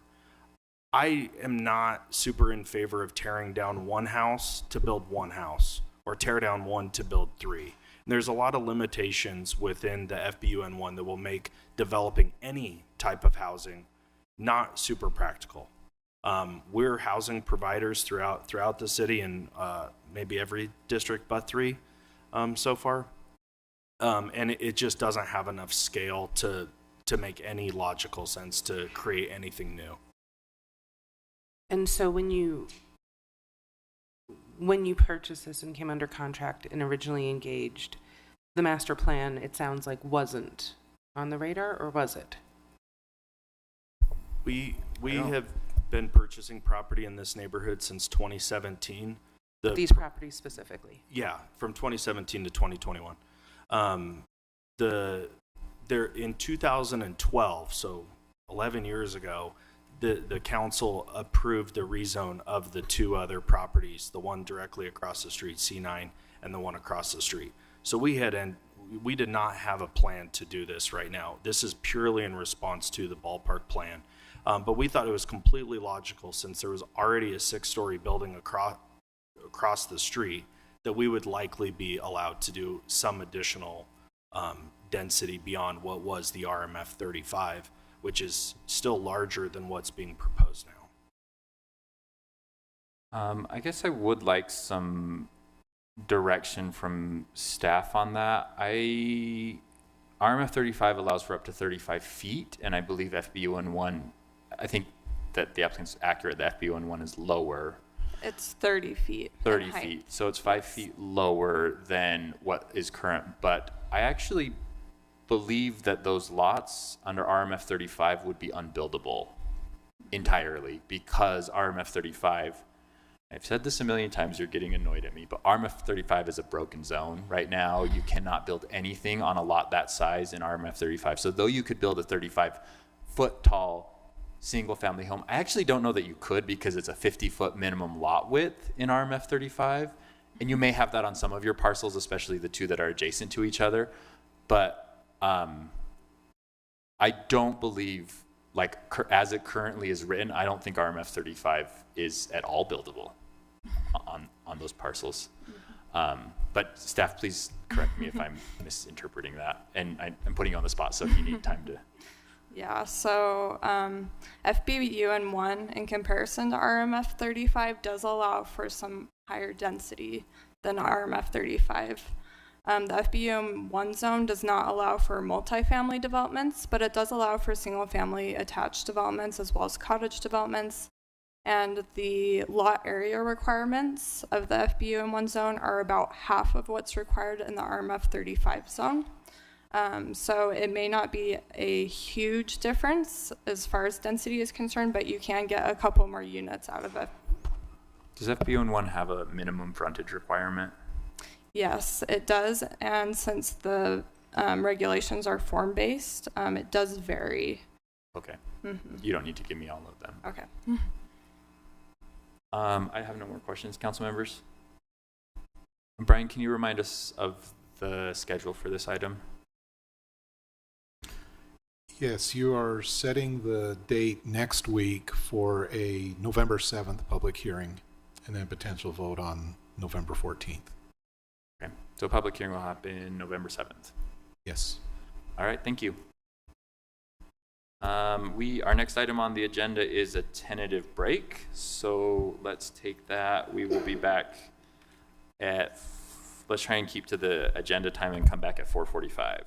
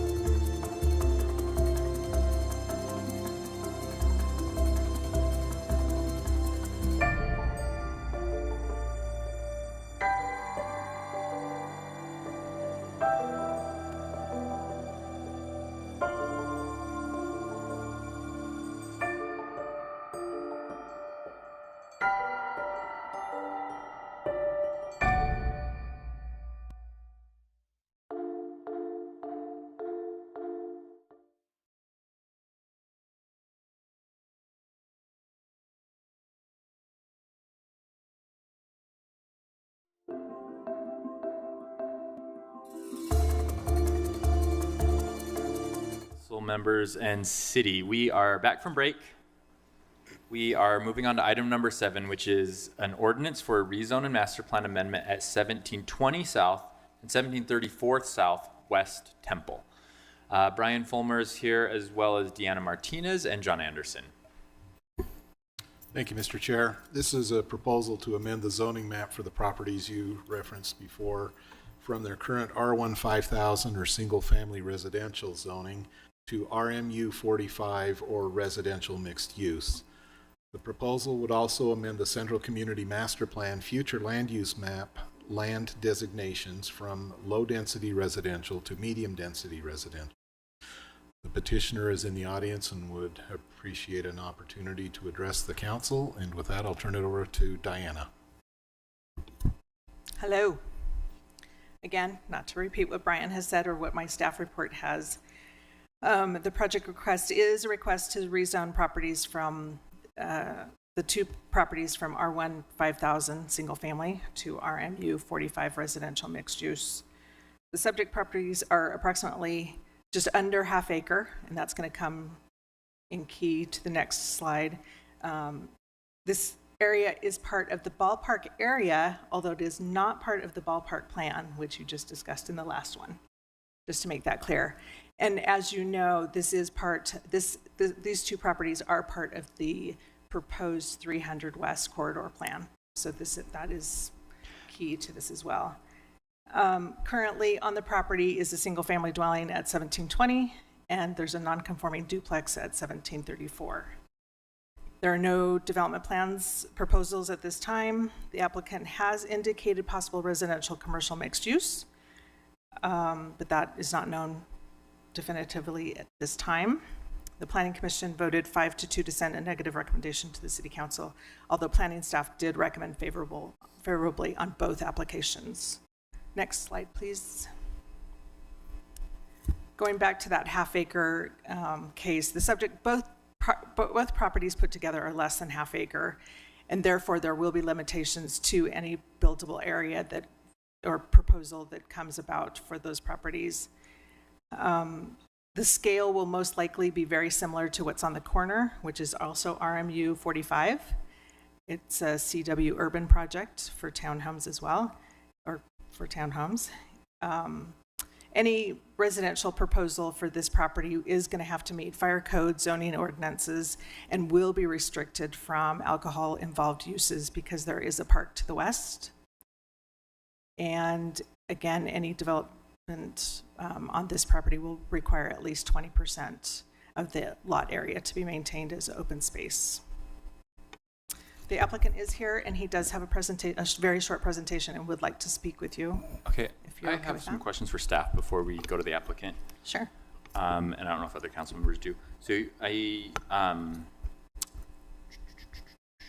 you mentioned that it's part of the 300 West corridor plan, which is Correct. in process in a very similar way to how the Ballpark stationary plan, like the same funding source, right? WFRC grant. So do we know, have they gotten to the point where they've started to look at this specific part of the neighborhood? And is there any kind of draft proposal for what? And I know that we're still pretty early in that process, so it's like that's not a plan yet, but do we know what that's looking like this area might be? So for this area, it is part of it at this time, and there's no final draft on that, although it's in the works. But for this, in talking with Daniel Echeverria, who is the senior planner in charge of that project, right now they're kind of looking at a higher height and more density for these 2 properties. So right now. Mm-hmm. But are they looking at mixed use? Like, I think my question is, I know we have mixed use along 17th South, but this would be dipping just south of 17th South. I'm not necessarily opposed to that, but I just want to think through what that means. And at that point, there are other businesses along West Temple, sort of many. patchy throughout. There are many. So it's not like would be the first business that happens that's on West Temple, not on a east-west corridor, but I'm just wondering what the plan is looking right. at for that. again, it's so conceptual at this point that hasn't been addressed. The Okay. density and the height are really the only two things that really have been noted for these properties that are off of West Temple. Okay. So mixed use, no, I couldn't answer that at this point. Okay. If you look at the adopted central community master plan, West Temple's been consistently used kind of as a dividing road for density, that to the west under the tracks line, that you would have more higher density, and that as it goes across the street to the east, that it becomes a lower density. And Yeah, you're right, I West mean, Temple's and all there's- over the place. There's like Oakland construction and public utilities, and so there's a Yeah, mix there's of higher uses along- density both immediately north and just a couple lots south of this. So I don't know that the height feels like it's just the question about the mixed use, I think, but maybe we don't Can we know go yet. back to the last slide? I want the council to look at there's so many zones on this, just along West Temple in itself. I mean, I counted 10 within, very close proximity. It just has so many different uses on this street. And again, it's not in the ballpark area maps or ballpark area. Plan. So So it's a little separate because the it is- current adopted master plan is a central community master plan, which was, do we know Correct. what year that was adopted? I want to say 2005. That's a better guess than I would have. I think. 2005? Yeah. Oh, that's actually more recent than I would have expected. Before my time, and I was here 2010. So. Okay. Let's invite council members. Sorry, other council members. Questions on this? Let's invite the applicant up to give us a presentation, or give us your presentation. And as I mentioned to the previous one, the council policies, you have 5 minutes, and Cindy will let you know when that's up. He does have a presentation. Very short. Thanks for your time. My name is Lars Sequist. I am the owner and the applicant of the 2 subject properties. Next slide.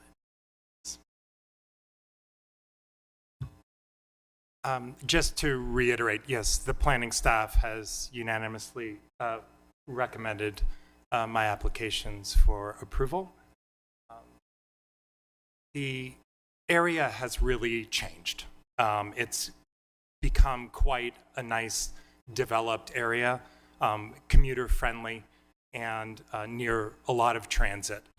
It seems that that area is also being discussed for future transit as well, like a track station. I've seen some suggestions on 17th South, right near that 300 West area. It's a really great walkable location and near really key amenities.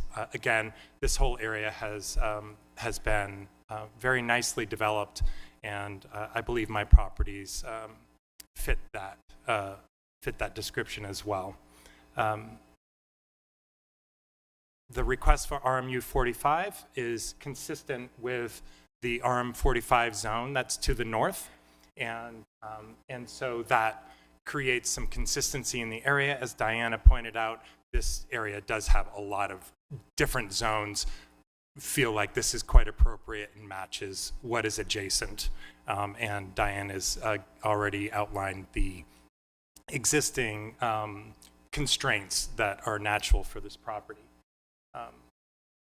Again, it's been developed into a really nice walkable area. My lots are 2 fairly large and together very underutilized parcels. And West Temple and 17th South are both collector streets. So seems to align with some discussion that's been had about trying to develop properties, key properties that are on these type of collector streets. So West Temple does have a lot of mixed use and commercial, as everyone has pointed out here. And I would hope for the council's approval on my applications. Thanks for listening. Thanks, Lars. Council members, any questions for the applicant? I'm looking at something that I didn't realize before. The down zone that was initiated by Ballpark Community Council in 2016. I thought that there were more parcels south of 17th South. Is this map on page 3? There's a map in Brian's staff report. oh no. Yes. So on page 3 of Brian's Page staff 3 report. of the council there, staff report. It's hard to see, but there are 6 properties under or south of 1700 South. All the others, so 120, really, most of them were between 149 13th and are 17th. above 17th. Correct. I guess I didn't realize that. I thought it was, so was the zoning south of 17th South prior to that Ballpark Community Council initiated thing already lower density? Like on like Venture Way, MacArthur Avenue, Gordon, Hartwell, all the little avenue streets. To the R1 5000, or you're talking about like what Brooke is working on now? No. Sorry, it's actually not that relevant of a question. I was just surprised to look at that map and realize that I thought that the community initiated one really was the whole West Temple corridor, but it looks like it's mostly between 13th and 17th. Very much which so, is yes. not something I realized. So, May I offer? yeah, go ahead. Yeah. Yeah, and the lots that are north of 17th South are much smaller lots. When you look at my lots and then even across the street where there are some smaller lots, there are 2 fourplexes actually across the street that are also not consistent with the R2. So again, yeah, smaller lots, north, and the bulk and really the majority of what the spirit of that ordinance was. It actually downzoned it from a medium density zone. Well, I guess this is a similar, but actually in reality quite different than the last proposal that we talked about, where there's a city-wide or a neighborhood-wide initiative initiated by the city to look at this whole area. In this case, it's very different because this is before we have anything to look at. So I feel without knowing exactly what the results of that will be, we can't really use that at this point, but do a really good project, please, so that this is it sets the tone for this part of the neighborhood in a positive way, not a way that like this could put that neighborhood on a positive trajectory or a negative one. So if you're approved, please do everything you can to make a project that improves the neighborhood. I appreciate that. Councilmember Petro. Even though none of them are designated as contributing and there's no historic district here, is there any possibility for preserving those buildings on site that are old enough to be at least considered historic by common designation? They really aren't historic building. The duplex has actually been remodeled in the 80s. Yeah, but the inside is always up for grabs. I used to be on HLC. It's built in 1931 and 1906. I mean, that's reaching pretty far back, 1906 for us, We were only at 60 years before that. Yeah. I think it'd be kind of difficult, if I'm being honest. The duplex really has no resemblance to anything historic. My recollection on the 1720 on the single family, that's the 1930. Mm-hmm. Yeah, that's what I thought. Yeah, right. The duplex again, it looks like a building from the 80s. The single family home, I would say there. I've seen some. I'm moderately familiar with some of the historic homes in the area, especially along like 900 South and Liberty Park area, northwood Liberty Park, and I would say that home does not reflect, the historic homes of that nature. All right, thank you. We are going to move on to item number 8 on our agenda, which is informational housing report from the Gardner Policy Institute. James Wood from the Ivory Boyer Senior Fellow at Gardner Policy Institute is here to present your report. And James, I'll just say last year when you did this, it was one of the things that I remember from a year ago. So thank you for being here again. Thank you for studying housing in our community and for the work you're doing at Gardner. And we're very excited to hear your report this year. I don't know if You may need to like be real close to your if we've got a microphone. PowerPoint or not. Let me keep one. Did we get a PowerPoint? Oh, there it is. Good. Okay. Good. Oh, here, and this is different. Thank you.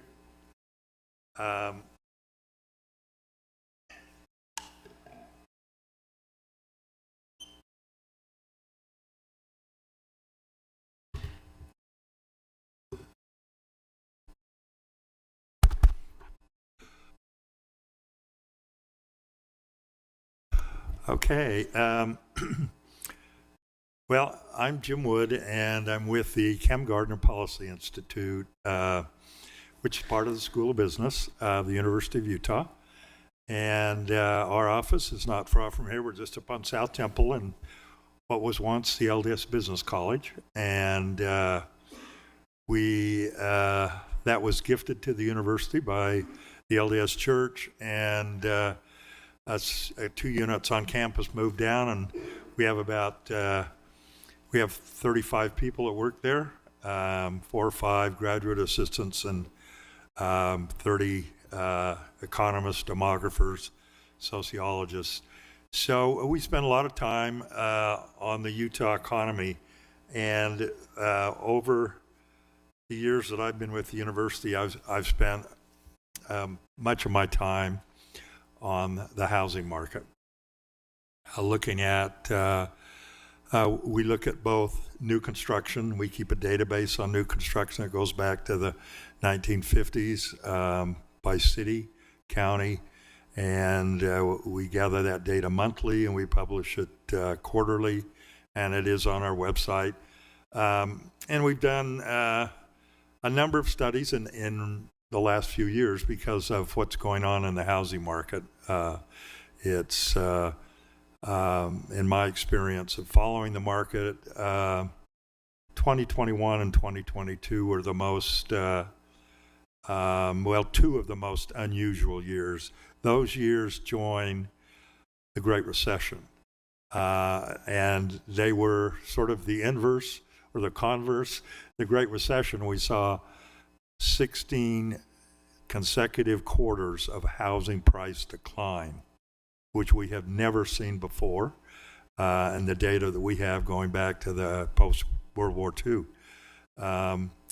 So that was a really unique period, and it really took about 8 years for the housing market to recover from roughly 2007 to 2015 in terms of prices and activity. Excuse me. Sorry, we need one more of these for Councilmember Young, who's here. Sorry to interrupt you. Do you have one more copy of each? Yeah, I've got that'll work. Okay.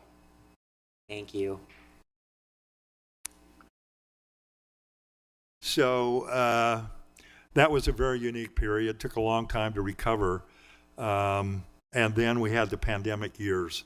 And the pandemic years really now join the Great Recession. Is, in my view, if you go back 50 years of housing history in Utah, those 2 episodes are unique in different reasons, but what happened in 2021 and 2022, where we had housing prices accelerate, and actually over a 5-year period, housing prices in Salt Lake City, Salt Lake County, doubled, and that's not sustainable. And what it's created is a situation where we have a housing, we got housing affordability, and we have a bit of a crisis there, but we have a serious crisis in affordable housing.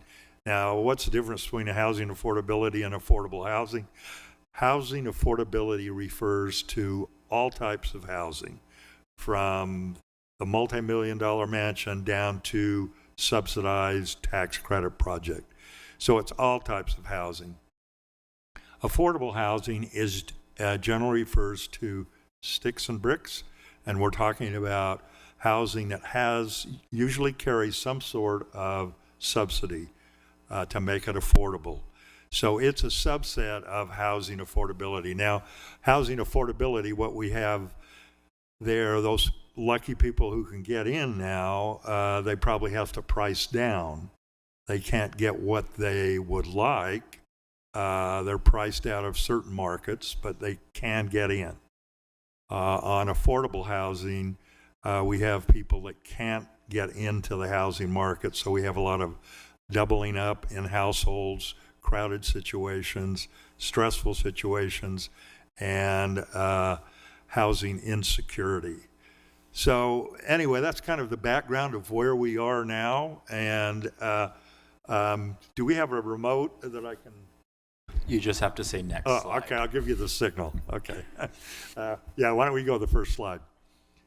It's someone in yeah, this is out that's changing it. This shows employment, and I just want to. We're not.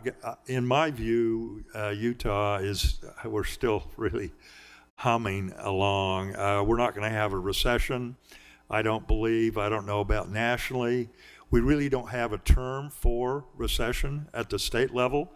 It's a concept that's used for countries and nations. It's not used by states or cities. I'm on with a group called the Revenue Assumption Committee, which does all of forecasts for the legislature and the governor's office on economics. And we've discussed the issue, when does Utah in a recession? We would say we're in a recession if we're only having 1% job growth. If that occurs, we're probably in a recession nationally. Right now, we're close to, we created 50,000 jobs in the last year from August to August, which is really quite remarkable. We have the city or the county unemployment rate is 3%. It has been lower. It's come up a little bit. But so I don't think we're going to have a recession in Utah. I think the numbers on that chart are quite conservative. They were made in February of last year. We're going to show better rates of increase for the job market. Next slide. Can we go to the next? Next slide. Oh, you got it? Okay. Where? Oh, there's a small screen in front of you if you want to follow. Okay. Thank you. Maybe so what this slide shows is, although we're not going to have a recession, we've had the interest rate increase, which was the most rapid ever, has hit some sectors really hard. And one of those is the home building industry. And you can see that from this chart, the blue line, these are permits issued for residential units. In 2021, the number of permits issued went up 26% to reach an all-time high of 40,000 units. And in the next year, 2022, the first quarter of 2022 was the best first quarter we've ever had. We almost had 10,000 permits, or 10,000 units permitted in the first quarter of 2022. If you remember then, 2022 of March is when the interest rate first went up. And we've had 11 increases since then, and the interest rate doubled in less than a year. And as the builders will tell you, the phone stopped ringing in about May. And so what we had in 2022, we lost just what we gained in 2021. Housing units went down 26%. Now, our office does these projections for 2023 and 2024. We think we'll probably be down, rather than 30,000 that we had last year, we'll be down around 22,000, and probably 2025, I think we'll see some stabilization. We'll see some growth again, but we're not going to get back to 26, 27, 28,000 by 2025. What that means is in Utah, we create about 28,000 households a year. So we're going to be in a period where, because the home building market has been hurt, and builders have backed off and buyers have backed off, we're going to see probably an increase in our housing shortage. That would be the next slide. And you if I spent a fair amount of time looking at over the history of housing production, and typically in any decade we produce about 10 to 12% more housing units than we get households.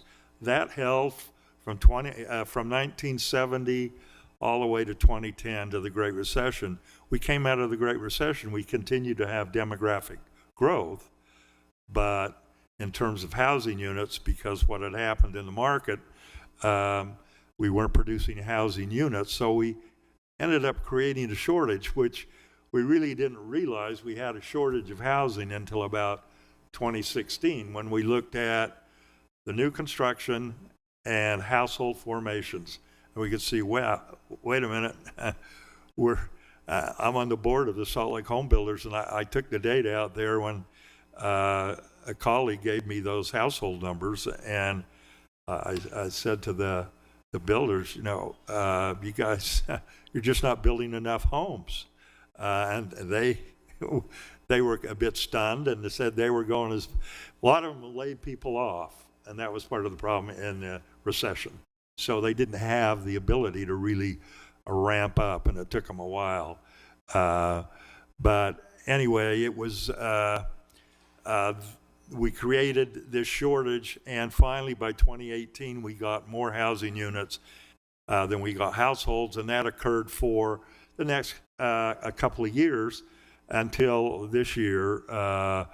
We're going to see probably like we project something in the neighborhood of 25,000 new housing units, and we're going to have probably 28,000 households. So we're going to lose what we've gained, unfortunately, and that just makes the situation even worse. And then you layer on top of that the interest rate issue, and in Salt Lake City, we've priced new households basically out of the market.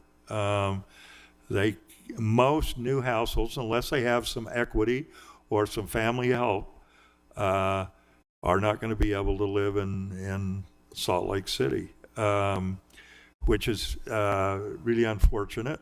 But it just is exacerbating over time the inequality.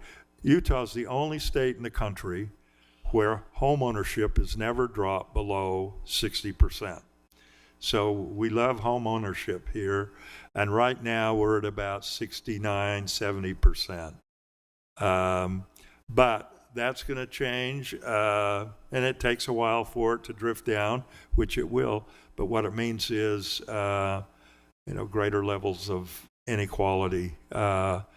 Last year alone, just a back of the envelope estimate, homeowners in Utah realized probably $50 to $60 billion in equity increase in their homes, whereas renters, to be fair, those homeowners got up every morning, went to work, and paid their mortgage, but they did really well.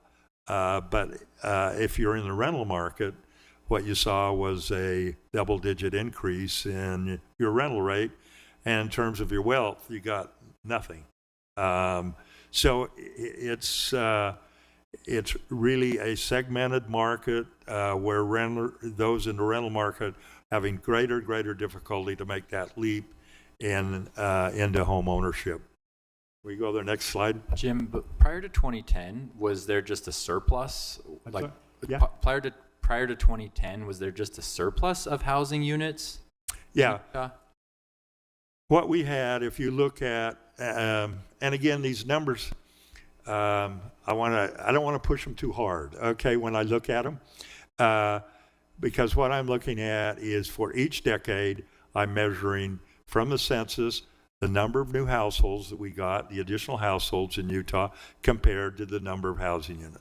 And for every decade, 70s, 80s, 90s, the aughts, for those 4 decades, we averaged about 12% more housing units than we got households. Now, what does that mean? What we had is really second homes.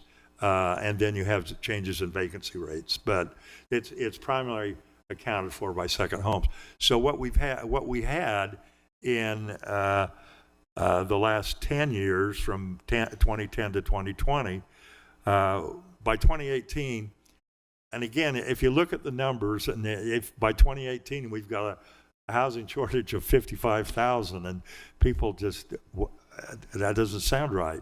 Now, they're not 55,000 homeless people. What it means is we've driven down the vacancy rates in apartments and also in homes. We always have some inventory that's unsold on the market, and we lost that, and the apartment vacancy rate went all the way down to 2% in Salt Lake City. So, and then you have doubling up. People just, I'm sure I'm not the only one here that has an extended family living in my house.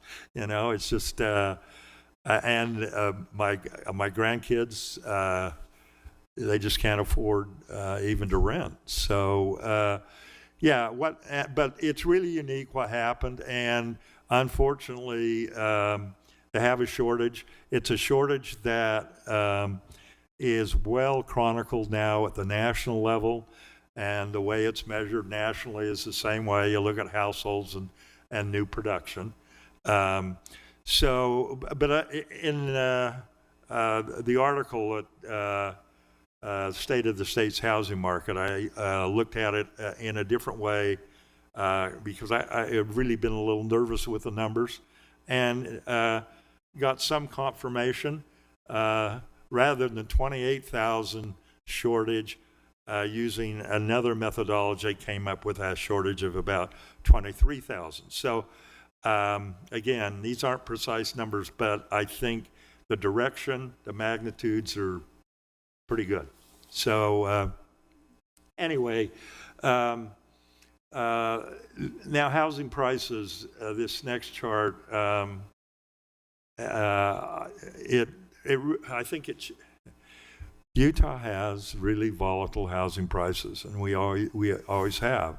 If you look at this chart, the blue line, you'll see that Utah is stronger on the upside and at least as weak, if not weaker, on the downside when we have price declines. And you know, it's that 28% increase that we had in 2021 was really, we didn't lead the country. We've led the country several times in this chart, if you go back. In that most recent spike, Idaho actually was a little bit ahead of us. But Utah, if you look at a generation, say 1991 to the present, that's where we have, the feds have some good data, go back to 91.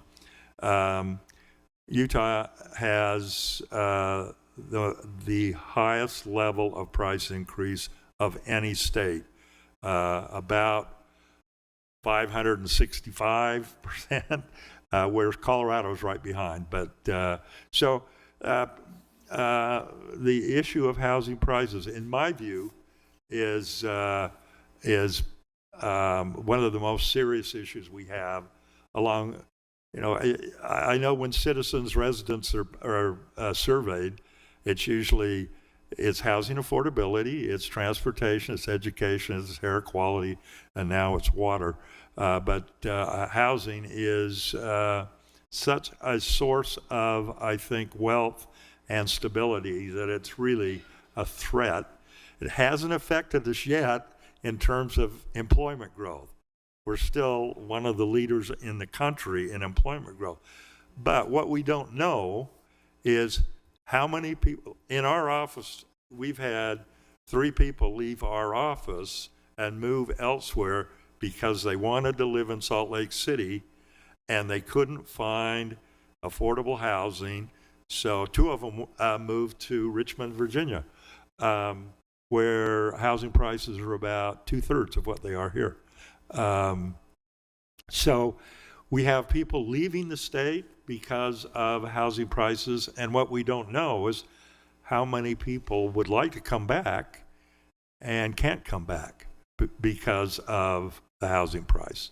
So prices, it's we're really in a situation now, I think, that's quite unusual, and it affects not only home prices, but also in the years that I've followed the housing market, this is the first cycle where every rental market from Rich County down to Kane County, Kanab to Logan, it is a tight rental market. It is difficult for people to get in, and rents have gone up. There are just not enough rental units.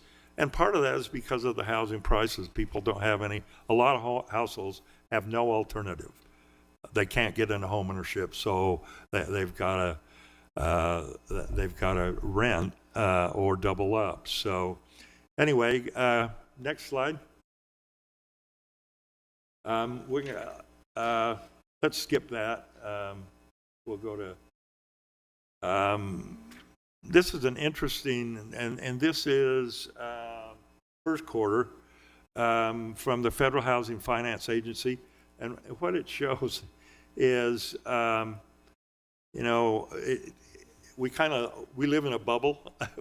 Whatever's going on nationally is what's going on here. You know, we have housing prices going way up, and you just think, well, they're going up all over the place, and they're going down here, and they're going down everywhere. Well, untrue. The Western U.S. went through a period of really high rates of growth and high housing price increases. Right now, most states, everybody, you know, east of Colorado is seeing housing prices go up. And some places like South Carolina, I think it's double digit. So the West is having an adjustment. It's not a collapse, it's just a correction. I've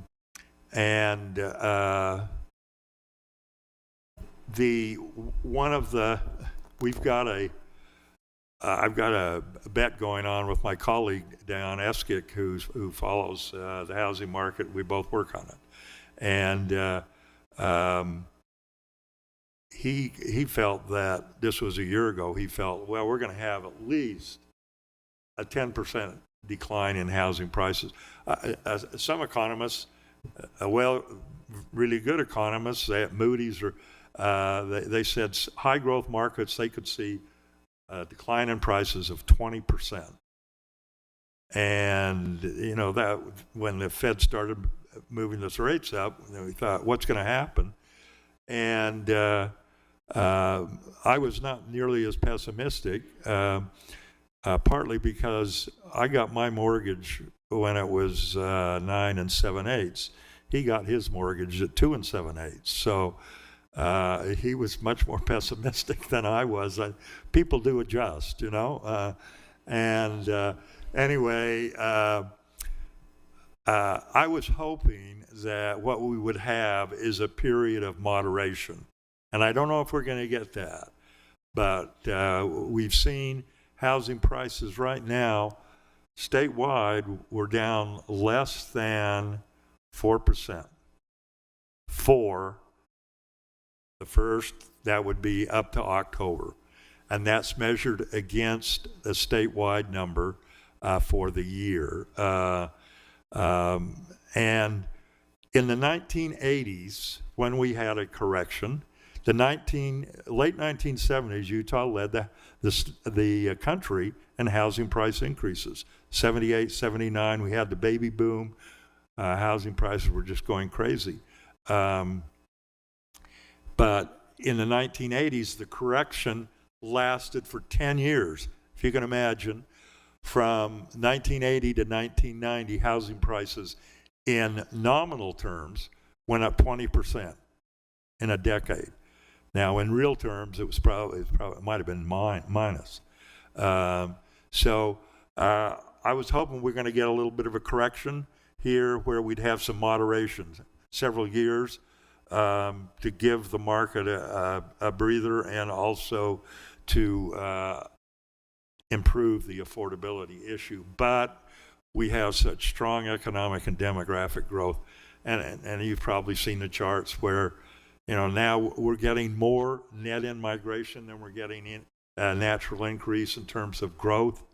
So a lot of people are moving here, and that just it puts upward pressure on the infrastructure, and one of those is the housing market. Jim, So can I anyway, can next I slide. clarify? Yeah. It looks to me like I might be reading this map and the chart two previous to this wrong, but is a negative number mean the prices of houses, the value of your house is going down? And isn't that good for affordability? What am I missing? Well, I'd like them to go down for my grandkids, yeah. I think, a correction like that, where we have housing prices go down, what you're asking, is that a benefit to the market? I think a better outcome would be a period of slow growth and moderation. Now, when we had housing prices go down, and the only time we have experience with that is really the Great Recession, when they went down for 2 or 3 years, 4 years. It was prolonged. People ask, is it a housing bubble? Well, a housing bubble is defined by a prolonged period of housing price declines, not just deceleration of growth, but declines. That's what we had. And what happens is it does really bleed into, right now, because housing prices are so high and we've had less building activity, what we're getting in the retail sales trade is, general merchandise, Lowe's, Home Depot, furniture stores, they're all being hurt because there's not as much construction. And then it's the wealth issue, how people feel about their perception of their wealth, and that which leads to spending activity and consumer sentiment. Housing prices declining over a period of time, it does really cause some dislocation in the economy. Be much better like what we had, maybe not as long as what we had in the 80s, but just 4 or 5 years of moderation. That would be great. Go to the next slide. Also, did I hear you say that migration is I'm sorry? Sorry, did I hear you say that in terms of demographic change, that migration is causing more of an increase than the birth rate? Yeah. Where we are now demographically is the most recent data, about 55%, this is statewide, 55% of the population growth that we had, say last year, was due to net in-migration, and 45% was due to natural increase, births minus deaths. Now that's happened over the last 2 or 3 years.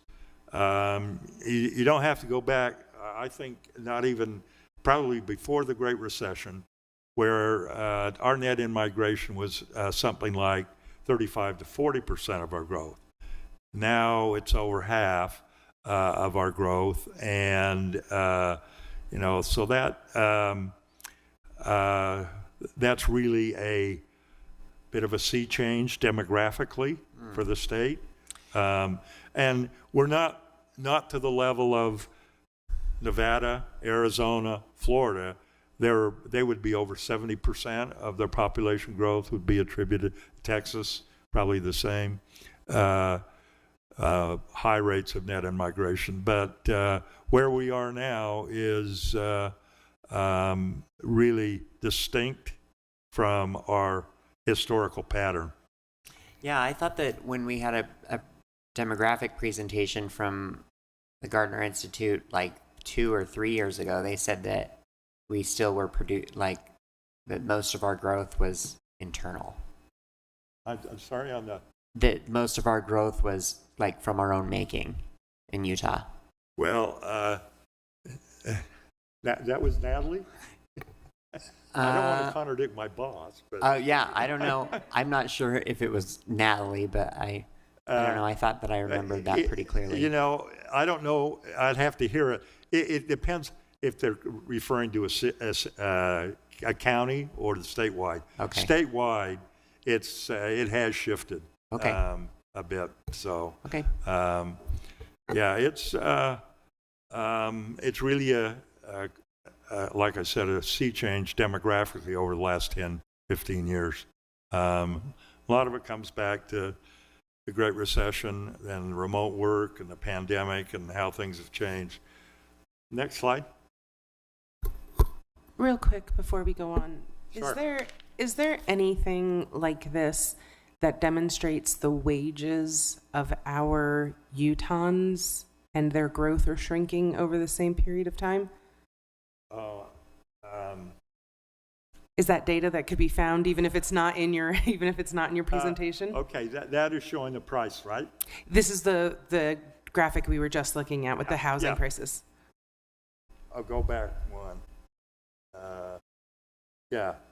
And so I'm sorry, what you're asking is that? I would be interested in seeing a similar graphic that compared wage growth or shrinking in these areas for the same amount of time. For wage growth? Yeah. Yeah. Well, I don't have it, but yeah, the data are there. It could be produced. Yeah. Yeah, and well, we've got another slide here coming up in a moment that'll show you housing prices and income. I don't know, maybe why don't we skip ahead a bit? Well, go back. Go back one. That slide. This shows. This is this is from the National Association of Realtors, and it's ranking housing prices by metro area, and it's 185 metropolitan areas, and this is the first quarter, and the Salt Lake metropolitan area ranks 27th among 185 metropolitan areas. So we're in the top 12, 13%, and we aren't there in income. Go to the next slide and kind of get to your question. This is a measure, it's called the median middle as a measure of affordability. And what we're looking at is the median price home divided by the median income. And so for the metropolitan area, the median price home right now is about 6.2 times the median income. And you can see how it has spiked in the last 2 or 3 years with the 2021 and 2022 run-up, which is anything over into the 4s is getting toward unaffordable housing market. You get into the 5 and it turns, orange. When you get up over 6, it's a red. That's basically where Denver and Denver, Portland, Seattle are in the 6 to 7, and we're getting there. LA and San Francisco are up at 9 and 10. The highest in the world is Hong Kong, which is like 14. But we have just what's happened in the last few years, where we've gone from the 4s to 6, is, I really think, worrisome and troubling, and what it means for. It's great for those of us who are in the housing market. We've done really well, but this whole issue is all about the next generation. It's about the children and the grandchildren. And those homeowners, we got 700,000 homeowners, 750,000 homeowners in the state, and they've all done remarkably well. And there's been a lot of money made in home building, in apartment development, in all of the associated and related industries. It's been a 10-year run, unlike anything we've seen ever, I think, in the state. I've got data back in the 40s and 50s, and we've never seen anything like this. What it's done for homeowners and for those associated with it. I mean, home builders, in 2021, 2022, they were making money hand over fist. Their margins were, they could price homes at, knock the same home up by 20% in the subdivision 3 months later, and the buyers wouldn't flinch at all. So it's been a remarkable market. And it's important, I think, to really emphasize that there are a lot of winners in this market. There's been a lot of wealth created. That wealth is probably going to have to be shared with family members if they want to get into the housing market. But we're at a point, I think, where we're getting close to where this is going to affect not just low to moderate income households, but economic growth, demographic growth, and it's certainly rippling through policies as well. And yeah, So this is not sustainable, correct? So tell me if I'm reading this correctly, that we should be as close to 3 or 3.33 repeating if we want to adhere to the ideal that housing is about 1/3 of your income. And so to correct this, one of two things needs to happen. The cost of a house needs to come down, or the wages of the people need to rise. Am I interpreting this graph correctly? But this 6.3 is not a sustainable place for us to be as a culture. Yeah. Otherwise, wealth cannot be created for those who are not already in the market. Yes. Well, what you've commented on there and mentioned is the equation of the housing market. And we'll shift over here to policy a little bit. And I've followed and been involved in it for a lot of years. And Utah, and I must say, Salt Lake City, there's two cities I use as a poster children for housing policies that stimulate and address the issue of housing affordability and affordable housing. That's Salt Lake City and Park City. Both have been really leaders in the state in terms of what they've tried to do. Make sure the legislature knows, okay? Tell them that. Okay. And anyway, but what we've done over the legislature first got involved, the Utah legislature in 1996, and it wasn't really very effective.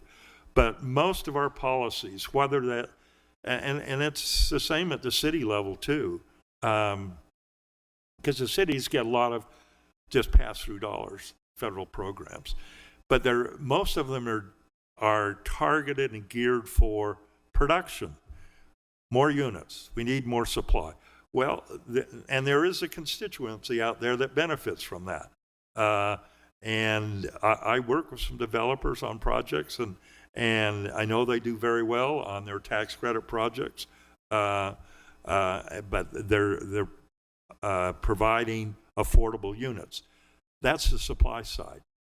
That's the supply side. And we've done a lot of programs for the supply side.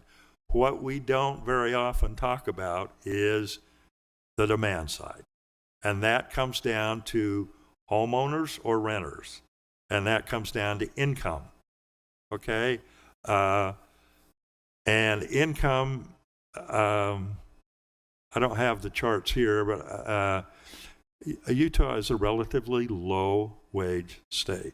There's this, if you go back to 1980, our average wage in Utah, average wage was 96% of the U.S. average. That's when we had the federal government, we had aerospace, we had manufacturing, we had mining. Okay, now we have a lot of service sector, big service sector. We've become more like the rest of the country. Our average wage now is about 86% of the national average. Okay? It did dip all the way down to 82%. It has come up with our boom in the last 7 or 8 years. It's improved some. But when I look at that, and I said, okay, that's the average wage. What about the wage for occupations? Okay? And I've got a chart where I take about a dozen, and one of the reasons we have a low average wage is we're young. So you have young entrants into the labor market who get lower wages, and they also work part-time. So that pulls down the average. So how do we get around that? Let's look at the wages of occupation, or the earnings in occupations where you've got to have some training and are not part-time. So I look at about a dozen different occupations, everything, from architects to engineers to computer scientists and so on. And of those dozen, and compare them to, in the one chart, I compare them to Colorado. How do we do compared to Colorado? And in the U.S., Utah is lower in every sector with Colorado, and we're lower in every sector in the U.S. with the exception of transportation, which is trucking and warehousing and distribution. So if you look at occupations, we're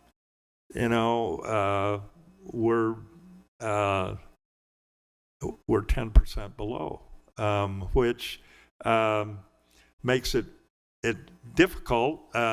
And we also carry high levels of debt.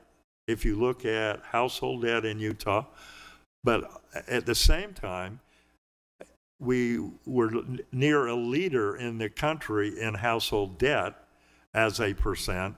And if you look at delinquency for home ownership, we have the lowest in the country. So, somehow we manage, but it is a squeeze.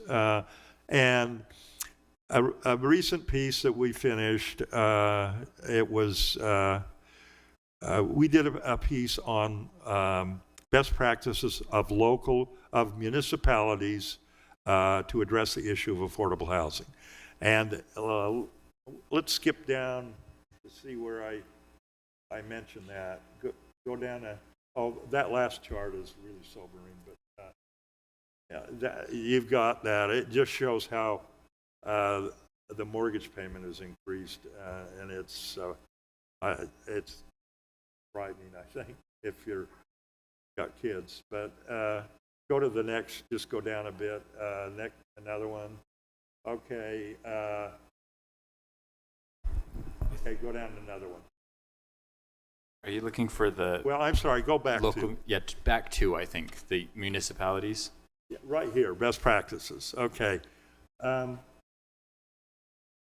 This is a study we had 3 years ago. It's on our website.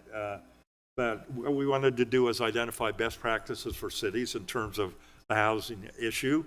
We surveyed cities, we surveyed developers, we surveyed nonprofits to find out, excuse me, of what they felt were the best practices. Well, the overriding practice, and I think what you're grappling with now, I know I received an email on it, is land use. Land use regulations affect all other best practices.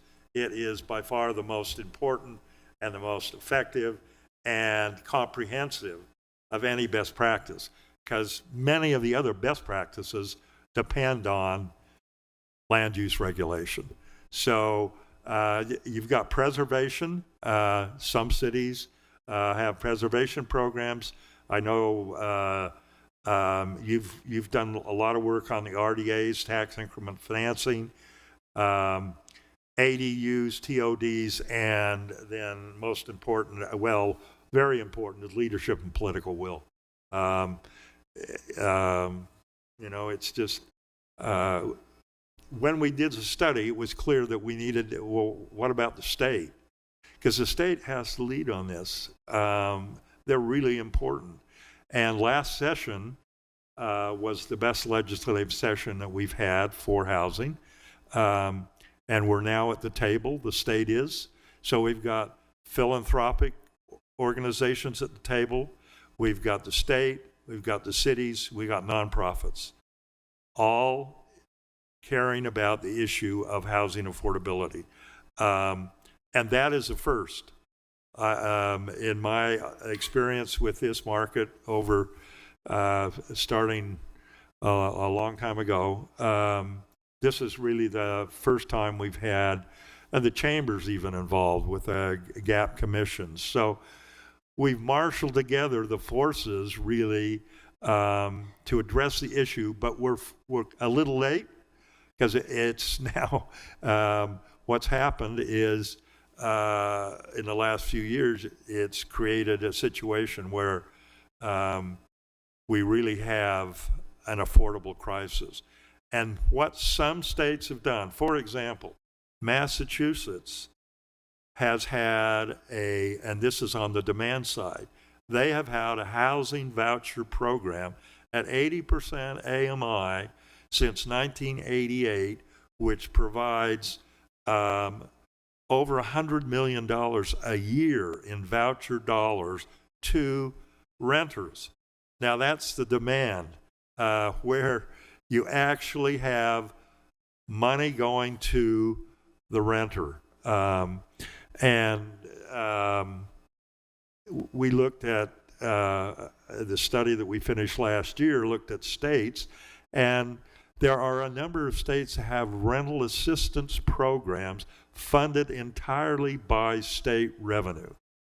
Now, Utah, for the first time, we're getting a program in 2024 where they'll give grants to apartment projects, and it's all state revenue. But there are 30 or so states that have revenue from the general fund or general revenue going to rental assistance. Again, demand side. And two examples. There are 11 states, there are over 30 states that have, and this is a delicate issue and the legislature dealt with it last year and then it was tabled, real estate transfer tax. A real estate transfer tax. There's over 30 states that have a real estate transfer tax. Now, what is a real estate transfer? It's just the sales tax, just like what you have on your new car.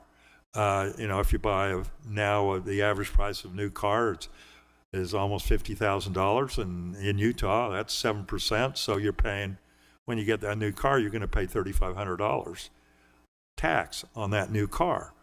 Well, the real estate tax, transfer tax that states have, 11 states funnel that money through their housing trust funds into affordable housing. So what would that raise? The average real estate transfer tax is 0.3%. Okay? So last year in Utah, we did about $25 billion in real estate sales. And that's just residential, doesn't include commercials. So you got $25 billion in real estate sales, residential. 0.3% of $25 billion is $75 million.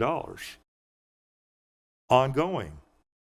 You know, now many states, 11 states, use that money to address the issue of affordability. They provide vouchers, or they provide rental assistance, or they provide down payment assistance, all sorts of programs. I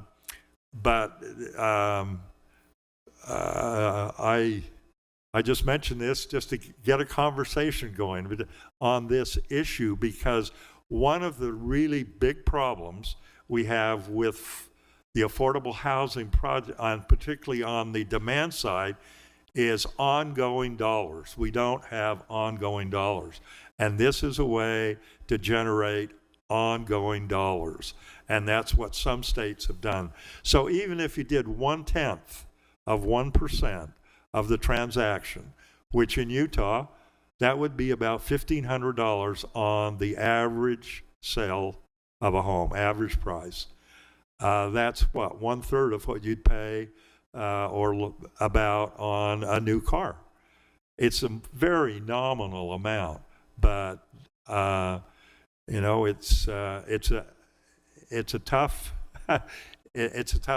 really issue, but it would be a game changer. And then the last example is what happened in Colorado a year ago, and I don't know if you're familiar with that. I think it was a Proposition 123, I believe, where in Colorado it passed by like 55 to 45, and they're allocating less than 1% of income tax revenue to the issue of affordable housing. What that means ongoing is $300 million a year for housing programs. Now that is a game changer. We have spent a lot of time and energy around the margins of this issue, but to really change it, for example, right now in Salt Lake County, there are probably 8,000 renters who receive no rental assistance, who have incomes at 30% of AMI, so that's at $24,000 or less, and they have a severe housing cost burden. They're paying more than half their income for housing. That's 6,000 or 7,000 households. And, you know, it's hard to build our way out of that because developers can't build homes or rental units for people at 30% AMI. It's the demand side again. Somehow you've got to get to the demand side. So that's, that's where we are. We need game changers, but at least we're at the table. I think Utah is, the legislature and others. So it's a new dawn. We'll see how it plays out. But anyway, we're near finish time. You've been most patient. Anyway, I'd be glad to carry on the conversation, answer any questions. But it is a huge issue. Thank you. Do you mind going through your last slide, which it looks like some key takeaways? Okay, the last slide. This one? Yeah. Okay. It might be scary, but it does seem like they're kind of big wrap-up takeaways that would be nice. Yeah. Well, again, just to tick through that, we've had the first one we talked about, no recession. The second, wage increase is likely to slow, and we're seeing some of that now. But what we have seen is really good increases in our wages in this last 18 months or so. But housing affordability worsens, mortgage rates, and I made this probably a month ago. It looks a little conservative now. We're probably going to be a little bit higher. Mortgage rates, and part of that comes down to just look what's going on in the economy. I mean, we created 336,000 new jobs over a year, the most recent data. So that gives the Fed really pause, and they're trying to slow things down, and things aren't slowing down. Housing prices, I expect, in the next third and fourth quarter will stabilize. Home building is still going to be quite weak. You know, and Salt Lake City, you're kind of landlocked. You don't do a lot of detached single family, but we've got a table in, I think, this publication that shows the apartment development. And Salt Lake City is, if I remember correctly, it's one of just a few cities where you have more rental units than you actually have owner-occupied. South Salt Lake, and then Provo and Logan, where you have universities. And we'll probably see a bit of a slowdown in economic growth, but it's just going to be nominal, I think. We're just still humming along. But this issue, it's not going to go. It's like I say, it's something where we need to address both sides, supply and demand, and to make any real headway. Thank you. Thank you so much. Yeah, appreciate it. Appreciate you and our partnership with Gardner Institute. Thanks for helping. Oh, you're getting applause, which is not allowed in our council policy, but thank you so much, Jim. That was really helpful. We are now on a dinner break, and then after dinner, so a quick dinner break scheduled for 30 minutes, and then we will go to affordable housing incentives, and that is the end. Do we want to just go through it, or do we need dinner right now? We're scheduled for a dinner break right now, and then we only have one item on our agenda afterwards. I'm proposing maybe we just do it and get done early. It's affordable housing incentives. So it could be... Okay, people need food. Let's take a dinner break and come back at 6:30.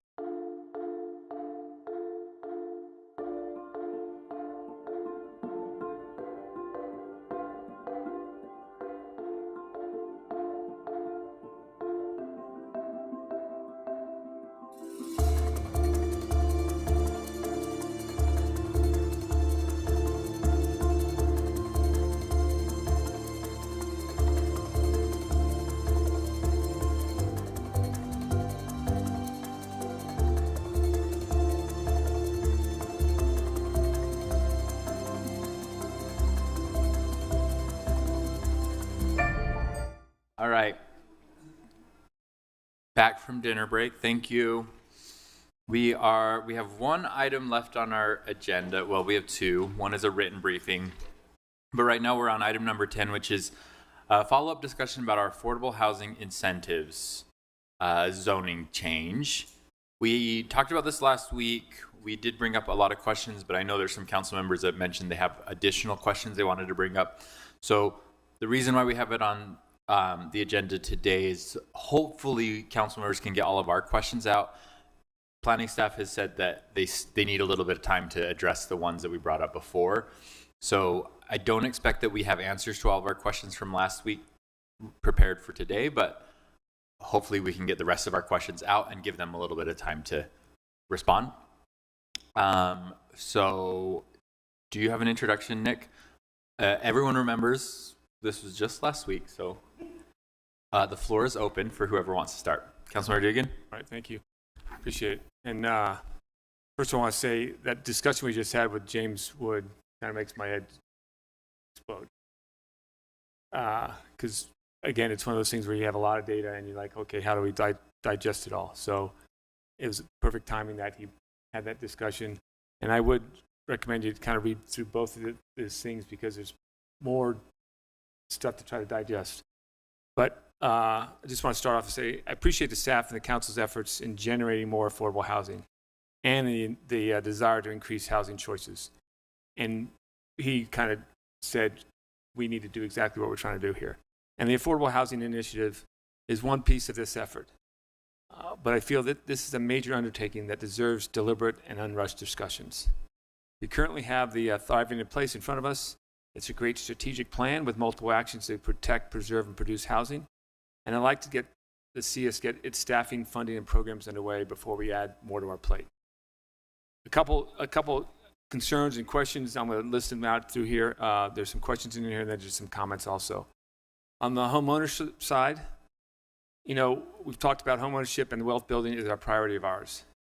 And I think Mr. Woods also kind of emphasized that. I don't see the incentives in the AHI, even affordable for sale development, enough weight. As I read the ordinance, the incentives are the same whether a developer builds for rent units or affordable for sale units. We need both, but I would like to see stronger incentives for affordable home ownership across all zoning districts. A couple of ideas was that we might consider low interest rate loans to builders of for sale properties, and there might be some other incentives we can implement. Mr. Woods talked about the sales tax initiative as one thing, but that's at the state level. With the incentives to build for rent units, I see the Affordable Housing Initiative in conflict with our recent ADU ordinance requiring home occupancy. And my concern is that is the housing initiative an end run to the ADU ordinance? Not sure. Regarding single-family districts, the ordinance in Section 4 states, the standards for the district are intended to provide for safe and comfortable places to live and play, promote sustainable and compatible development patterns, and to preserve the existing character of the neighborhood. And I'm having a hard time balancing this line with allowing fourplex in single-family zones. And I don't see how you preserve the existing character of neighborhoods building fourplexes. And I'd like to see a clear definition of what this means and who makes the decision on what can be built. Threeplexes and fourplexes are not compatible and in keeping with the characters of the single-family district. I'm also concerned about traffic safety in neighborhoods with narrow streets and older homes with limited off-street parking, as these multiple-unit properties will strain basic traffic flow and increase the challenges for emergency vehicles to navigate. So I think we need to look at that. Also concerned, again, we have some aging water and sewage infrastructures, and we have some older neighborhoods, and the multiplexes may have a very serious impact on those infrastructures. In addition, will the incentives encourage naturally occurring affordable housing to be torn down and replaced with higher rental units? And I say that because there's probably some naturally occurring affordable housing lower than the 80% AMI, and that could be replaced with market rate and maybe 80% AMI. Is that going to cause some problems there? And as for the RMF and the mixed districts, taken away from the housing side. Would the additional height be allowed? Do we require additional setbacks, step backs? And I tried to find that in the document, and I might have missed it. And then, again, we've talked about this. What's the staffing needs to handle it? What's the funding needs to handle the Affordable Housing Initiative? And then finally, enforcement is not one of our strengths, and we need to have strong enforcement if this is going to succeed. And I believe that we need clarity on the verification and confirmation of the annual reporting, and not just a check in the box. And a couple questions when I was looking through the violations. What if the property owner has multiple violations over multiple locations?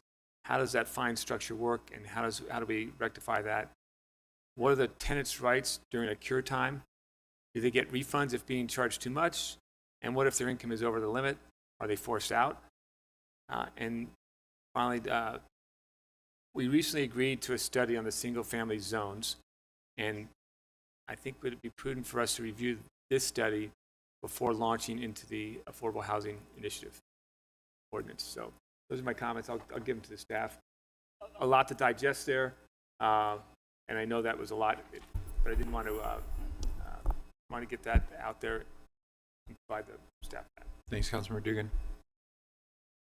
One of those, there's one that you mentioned that I would also like the answer to, which is, I know that in traditional affordable housing projects, you can qualify to be in the unit, and then if your income increases, there's a certain, you can be above the percentage for a certain, before you actually get kicked out. I'm wondering how that would work. I'd like to know how that works with this as well.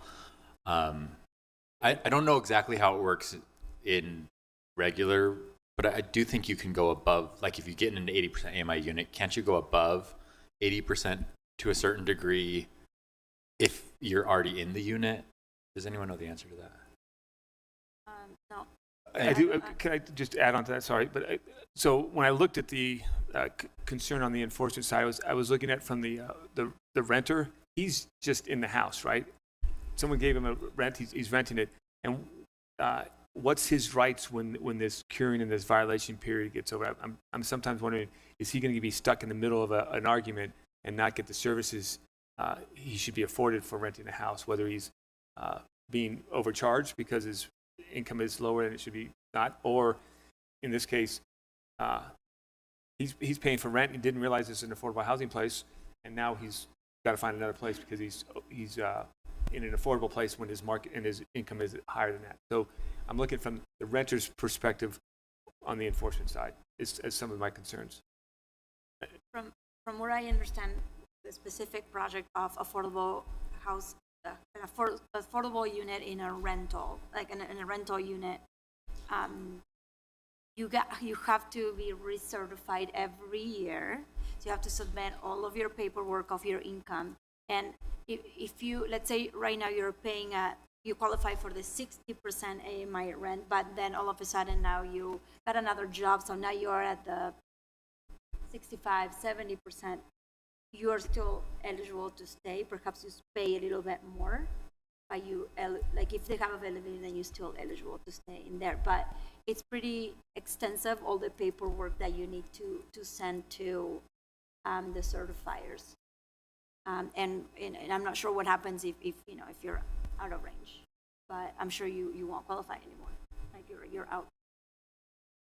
So that's a real, like I've done it for my mom. Okay. That's how I know. Like I have actually filed that paperwork and helped her with that. So, but I don't know if we have a mechanism. Like the city doesn't have like these are companies that do this. The certification. I mean, these are professional companies that figure it out, and you submit the paperwork. I don't feel like we have that. So either we're gonna have to contract out, or figure out a way that And that is one of the options, is to contract with a third party. That would do the income qualification for the landlords. To me, like a larger unit, so we're talking about really very different contexts where this runs a wide spectrum of different project types. So for the larger projects, it seems like most of those will I think a lot of them will already be affordable housing projects, and so they're going to, with their requirements from LIHTC, already have to do that income qualification. So they're going to understand how to do that for the larger ones. But I think those smaller ones where we're talking 2 affordable units in a project, we're going to have to figure out something. I could see us having like a department house, but if it's possible to find an outside entity that can do that for us, I would prefer to find that first if it's possible. I don't know if the housing authority has that type of a process. I know that they do income qualify anyone that has a housing choice voucher, but I understand that that's actually a slightly different thing because it's not a income restricted unit. Housing choice voucher actually pays the differential. So I'm not sure how to get the answer to that, but that's something that I'm interested in, is how we monitor that and who's actually qualifying the renter. Sure, and then along those lines, we've been talking about rentals. Like, it seems like somewhat we are able to figure it's already happening, but let's say we do get opportunities to do the affordable home ownership projects. We participate. My question was, I don't know for how it happens. So how do we know? So let's say a family at 80% gets in, stays there for a while, and then they move or they sell their house. How do we sell that unit, or how do we keep that 80% AMI price or qualification at the second sale? So like, I'm leaving, so I got in, thank you, I'm leaving, I'm selling it, so who do I sell it to? Like, who, like. The legal mechanism is a deed restriction. Okay. So when you go to purchase the house, you'll have a title report run, and it'll show up that there's a deed restriction on this property, that it can only be sold at a certain amount. So I think the legal mechanism is really easy in terms of, like, are there real estate agents that will be trained to know that this unit is a deed restricted affordable for sale unit, and what that means? There's probably a little bit of education period that needs to happen within the market. I think the same is true, and maybe it could be a very similar person or tool that figures this out. But we keep talking about community land trust as a way to create affordable home ownership. I think the same will be true for that. Those community land trust units or homes will have to be sold, like, it'll be, the real estate transaction will be different, and I'm not sure how that happens. I know in other cities, if you look for real estate in other cities, there are, like San Francisco, for instance, has a lot of those, and you go and you have to, like, go to a certain department within, I don't know if it's a city or the housing authority, and get qualified, and then you can take that qualification letter to your real estate agent and then go look at these deed restricted units. They have some sort of record, some sort of, like. But I think you raise a good point, that it's one of those things.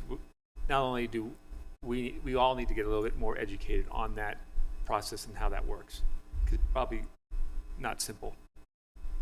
I don't know, and I don't know how you get briefed on that whole process. Councilmember Young. Yeah, so I'm going to build on another piece, which is related to the annual report. So the way that I'm reading the specific section of 21A .52.050 is that as we're going through that, once the report is received by the Director of Community and Neighborhoods, they have 30 days to be able to determine if that report is complete.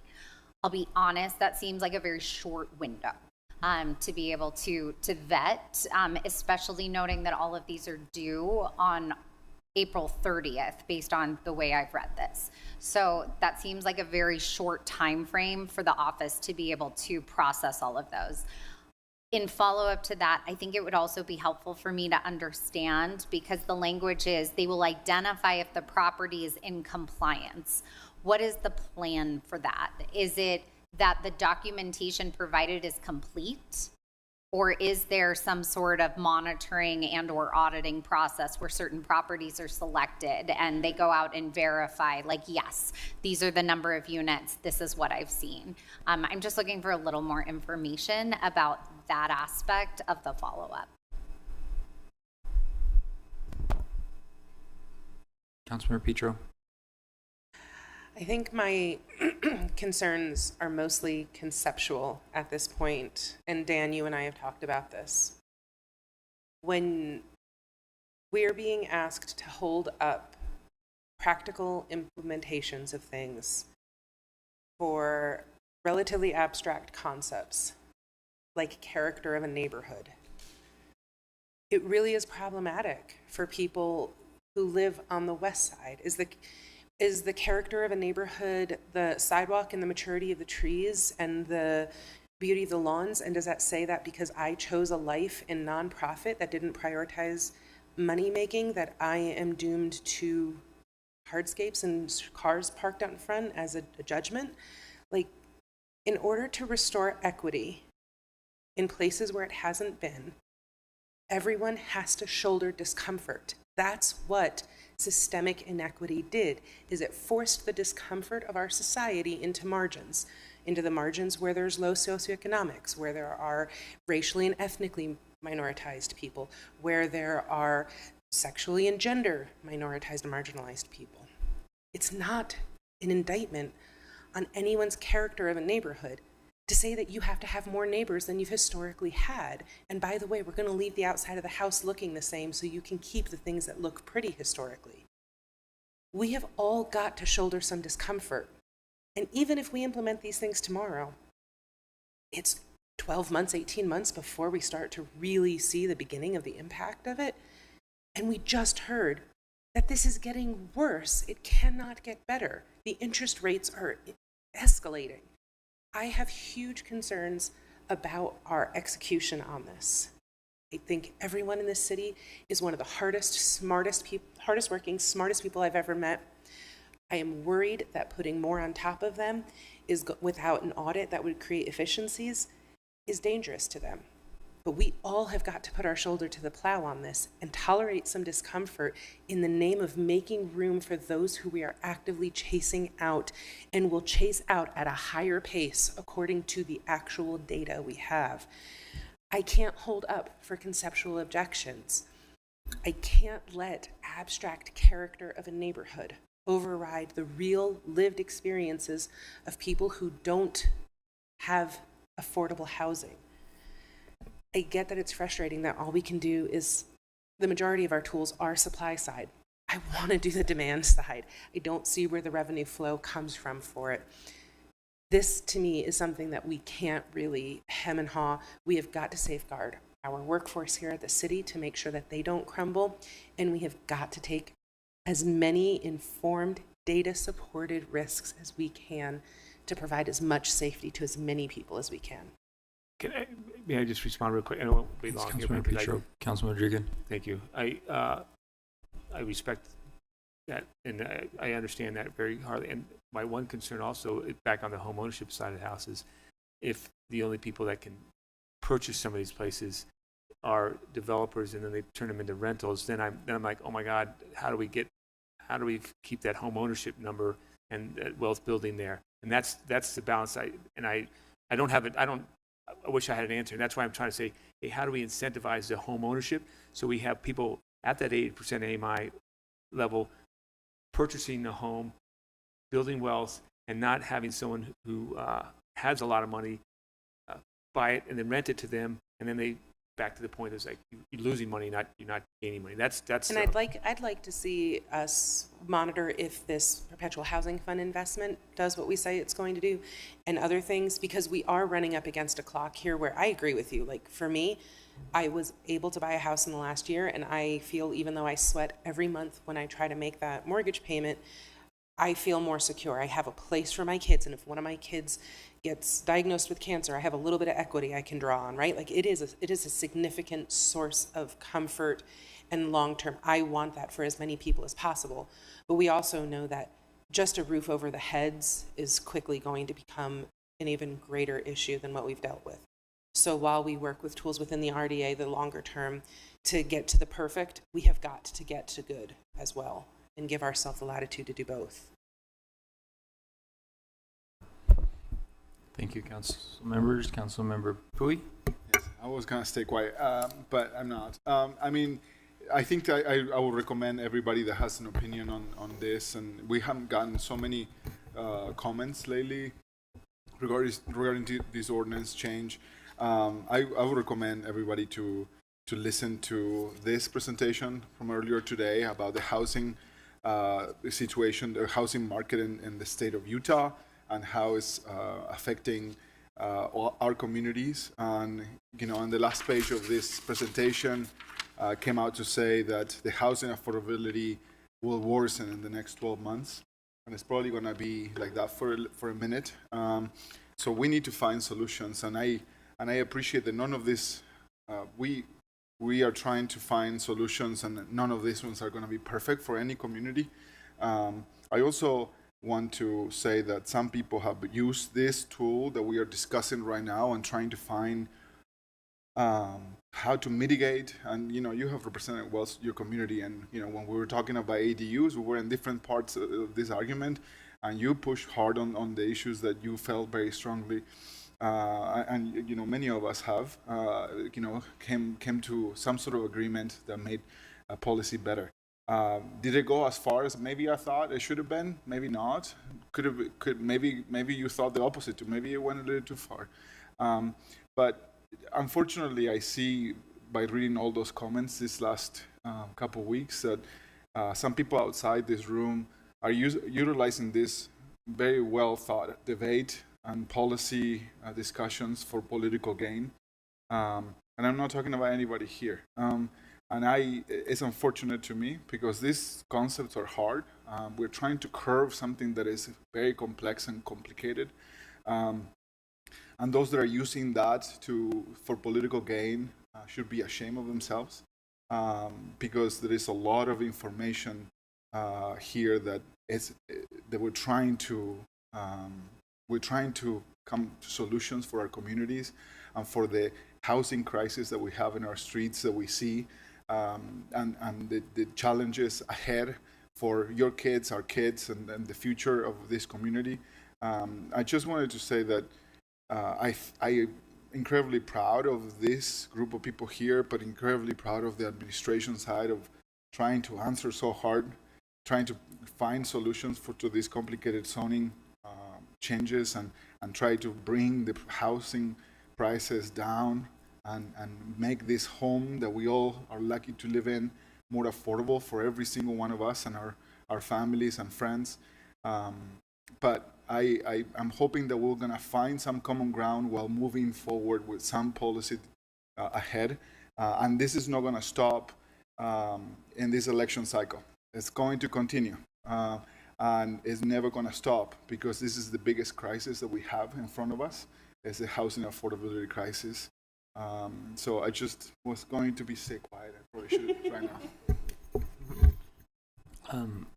Thank you, Councilmember Pui. Councilmember Wharton? Yeah. I have some questions, but I also want to start by thanking Councilmember Dugan for bringing up the concerns that I think are that I've heard from a lot of residents just around the city, and I know that there are a lot of constituents in District 6 that are particularly concerned, and I think that Councilmember Dugan, you've done an excellent job in trying to articulate those concerns, and I think that that's resulted in us having some more conversations, and it is kind of bringing this along to where we are right now. I know that it may seem really quick for some people, but I see it as a conversation about affordability that we've been having over years and years, that is culminating in it. Well, I won't even say culminating, but like this is definitely a big high point in that discussion, but it's not the end of that discussion. So having said that, like I have a couple of questions that separate from that, but I wanted to thank you for raising all of that, and I think it has led to us having a longer dialogue and having more input, and I hope that will continue into the public hearing that we're going to have, and then when we vote on this later, whenever that's going to be. My question is, what I get a lot of residents asking, and particularly in my district, is it seems just very kind of abstract, and I think that people in general agree that they want to have something more affordable. They want to have, they want to be able to make, moderate increases in density. I think even most people would say in my neighborhood, I'm willing to have some moderate increases in density, but I just want to know like what it means and what it's really going to look like. So, can you, Nick, or anybody from your staff, or anybody that wants to jump in, explain? Sorry, you, Nick, anyone else? Throwing it out there, and any other Nicks in the room.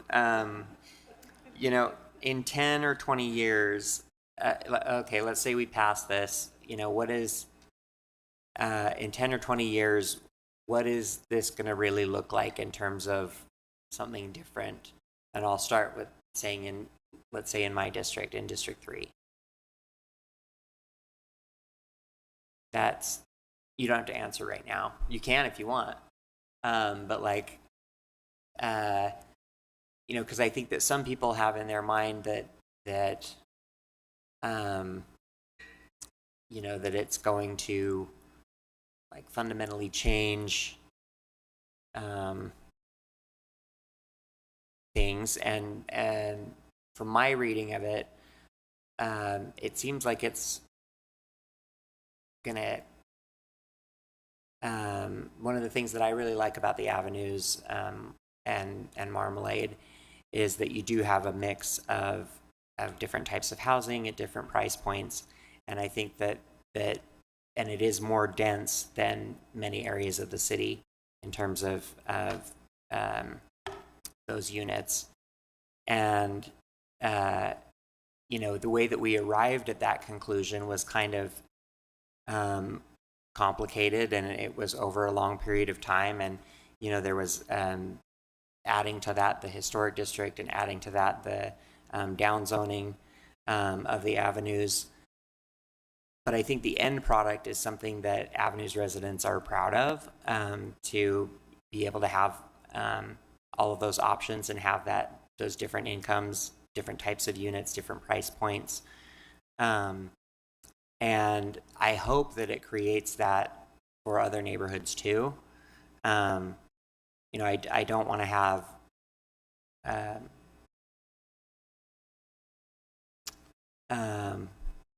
guess despite the flawed process that got the Avenues to where they are, I think that that's part of the draw and the charm of the Avenues, and I hope that this is something that we can replicate a result and have a much better process how to get to that result over the next 10 and 20 years.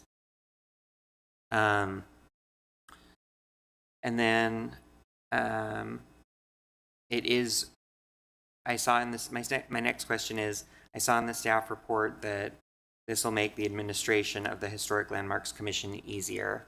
And I wondered if you could kind of talk through that a little bit more, about what difference, how it makes that easier. Because to me, if this doesn't change a historic district overlay in a district, it doesn't seem like it would make it easier. It seems like it would be the same process. But so if we can get that laid out. And then lastly, the only ask that I would make to my colleagues, and I really, I'm not looking to delay this process, approval of this process, but it is really important to me that we make additions to the building code that are going to talk about, the rights of existing residents to be able to continue to maintain and use their property, and that we're not going to have construction that's going to interfere with that. And I know that this is, I'm basing this off of, like I mentioned last time, 3 examples that I know of in the city right now, 2 of which are in my district. But I want to emphasize that these problems could happen in any of our districts.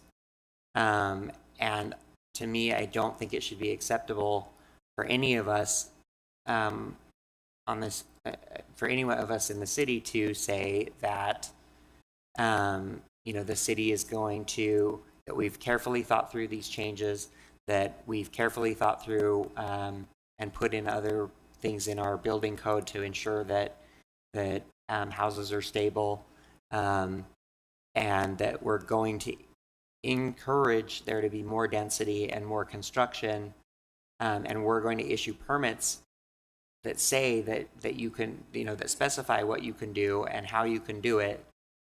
And then when those things go off the rails, that you as residents are entirely on your own. And if you feel that you've been wronged in that process, even though you had nothing to do, no say in it, and didn't do anything to participate in it, because in these instances, the residents that are adjacent to these properties, they weren't trying to stop anybody from doing any of the things that they wanted to do. But when it interfered with their property, the response was, well, you're just going to have to file a lawsuit. Like, that cannot be the message that we give to residents on a process that we sign off on and that we certify. So if that means including intent language that there will be forthcoming additions to the building code, then I would be satisfied with that. But I also want to know, how are we going to make sure that comes to us in a timely fashion and is not something that is just kind of kicked down the road and gets replaced by other important things. I appreciate that, Councilor Wharton. And I wanted to clarify, the additions you're talking about would actually be in our municipal code in the buildings and construction title of our, not the building code, right? The part of our municipal code that regulates how permits are issued and the process for building, not the building code is a correct state. Yes, So, thank you for clarifying, but yes, that's what I meant. I'll say I'm supportive of the things that you've raised, and it sounds like process improvements that can help residents. I think what you're saying, the things that you're raising are important regardless of whether the affordable housing incentives get approved or not, because obviously they're not approved yet and the problem's already happening. So it's something that I agree with you, and I'll be supportive of that request. The other thing I wanted to thank you for talking about the avenues and how unique of a neighborhood that is. I have many times looked for housing at different points in my life in Salt Lake City and always wanted to live in the avenues, but never was able to for a lot of reasons, including that I couldn't afford it. But one of the things that draws me to the avenues is just that it is so unique, and there are so many different types of housing in that one neighborhood. And there's a mixture of, there's small shops and there's, different things. And so I appreciate you kind of talking about that. And I think that this is one step towards potentially, along with the intent language we talked about a little bit ago, towards creating a greater diversity of housing throughout our city, so that we have more awesome neighborhoods like the Avenues or Sugar House, where there's small duplexes mixed in with single family houses, mixed in with apartment buildings, that people of different incomes can coexist happily on the same street, and the sky doesn't fall down, and people actually are drawn to that. So I appreciate you sort of painting that picture of the Avenues. Sure. Yeah, Councilmember Pui. I'm curious about that building part, and I support it too. I also think that we should. I think this is a protection that we should probably be thinking about it for a while, and I don't want to tie this one to that one, but I think that it makes sense to talk about it at the same time. But I also don't know if that's going to take longer than this ordinance that we're discussing right now. So, but you have my support, and I understand what you're trying to protect. And when you mentioned question that you're asking, and I think that that's one that I will also like to get answers, but is that what's happening in the 10 to 20 years from now? And my answer, while I'm not an expert, is the bulldozers are not waiting for this ordinance to come into to be approved. The bulldozers are not coming to any of our neighborhoods, to maybe to the west side, more likely than so. But it really is not going to change significantly everything. And if this ordinance was approved as it is right now, the truth is that the neighbors that are scared sometimes are the neighbors that need to sell their houses for this to be, or maybe themselves need to be able to wants to petition for these upzones and these requests, right? The city is not imposing this on them. It's for them to request this and for the landowners to see the value and bulldozing maybe $1 million or $1 million houses to build something that makes that money back. But I think that data will be useful when we are explaining this complex for all of us and for also the neighbors. They don't know, they're afraid of the changes. So I'm looking forward to some of that too. Yeah, I definitely, in addition to what Councilor Petro said about just the development, and staff brought up as well, about just the development timeline, it's also I guess I'm hearing the most concern about this from the lower density residents that live in the lower density neighborhoods, of what that might do to lower density housing. And I don't have a crystal ball, but my guess is that that's going to change the slowest because they're all owned by individual homeowners. What we'll see is that housing, the bigger, to me, for this whole ordinance, the bigger impact that we'll see is that housing, like buildings, larger buildings in the urban core that are already permitted, are going to be allowed to be a little bit larger if they have affordable housing units. And so automatically, like an actual affordable housing unit that is going after light tech credits is going to be allowed 1 to 3 extra stories. And that's a big difference. It can be a big difference for a project that's already going to be affordable. And I hope that it'll also be enough of an incentive for some developers to go from market rate to a percentage of affordable housing. And then those are, so affordable housing projects that are already going to happen will have more units, and ones that, and hopefully some, and I don't know that this will happen or not, but I hope that some that were not going to be affordable will now be affordable. I think that's where we're going to see the biggest change. I think it's also important to note that this policy is in no way powerful enough to eliminate the protective element that is economics. There is a historical reason why certain areas of the city developed as they did and continue to outpace other areas in terms of price, and the economic protections will continue to be there. In my view, what this does is allows places more vulnerable, particularly like my community and Councilmember Pui's community, an advantage of some policy protection that might allow a competitive edge to go somewhere else so that the density can be more equitably spread out, so that there can be more choice, and that living at 60% AMI isn't determining your zip code at every possible turn. And so while I would love it if we could write a piece of policy that would overpower the free market economy, it is not the American way. It definitely is not the Utah way. And it's nothing that, there's no policy out there with that power. So we need to stop pretending like certain areas are going to lose the protection of basic economics just because we put this element of policy in place. Mr. Chair, I would like to say Councilmember Valdemoros. Questions.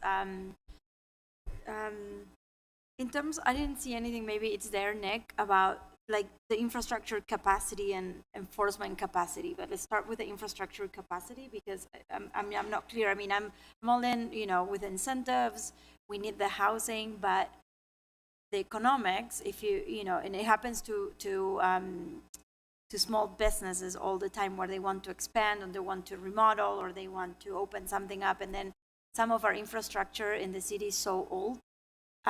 But we have in our policy that if you want to develop something, then you need to pay for for whatever improvements you have to do, even if it's city-related improvements like a larger water line or the fire hydrant, those things are, like, are we prepared? Let's say all of these incentives, everybody will go ahead and it's utopia and now everybody's doing it, but are we ready? Are we prepared? Like, have we made a calculation here about, the barriers that all the infrastructure will bring if somebody wants to build anything?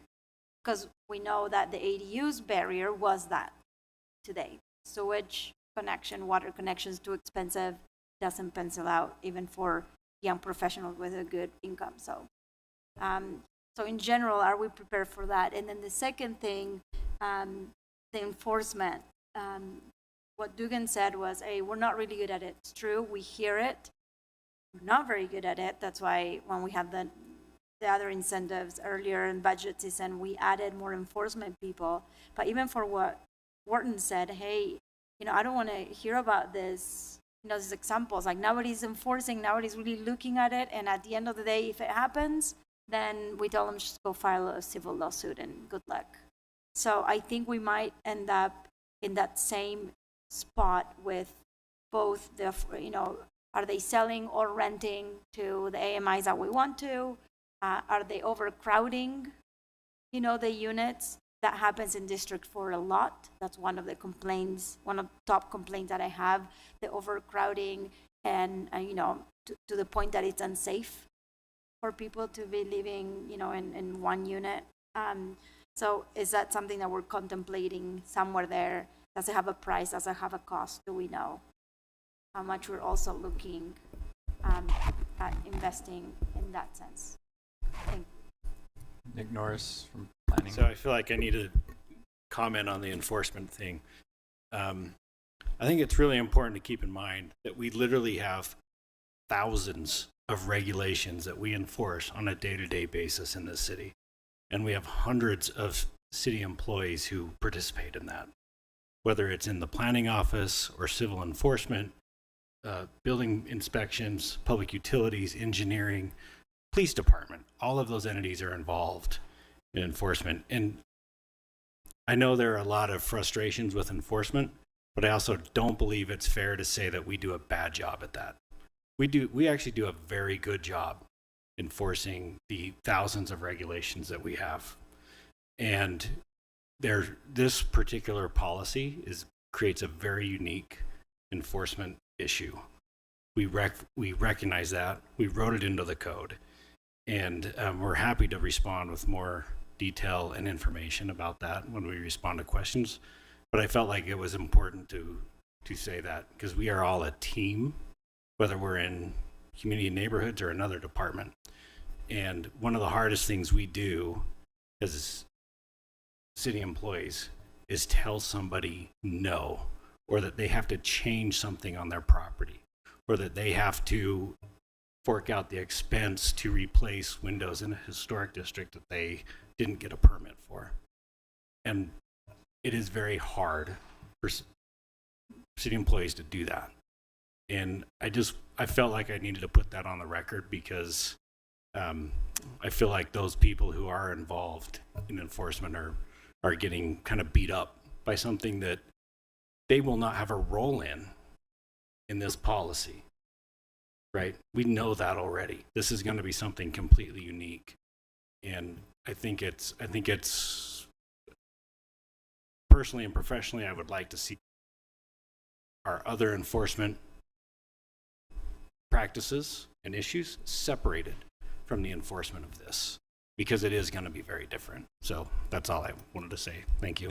Thanks, Nick. Is there anything else the administration or planning or community neighborhood staff would like to respond to about the questions that we brought up? I know that there were some specific questions about the ordinance that maybe we can follow up with whenever you're ready. I would like to move this forward as quickly as possible. So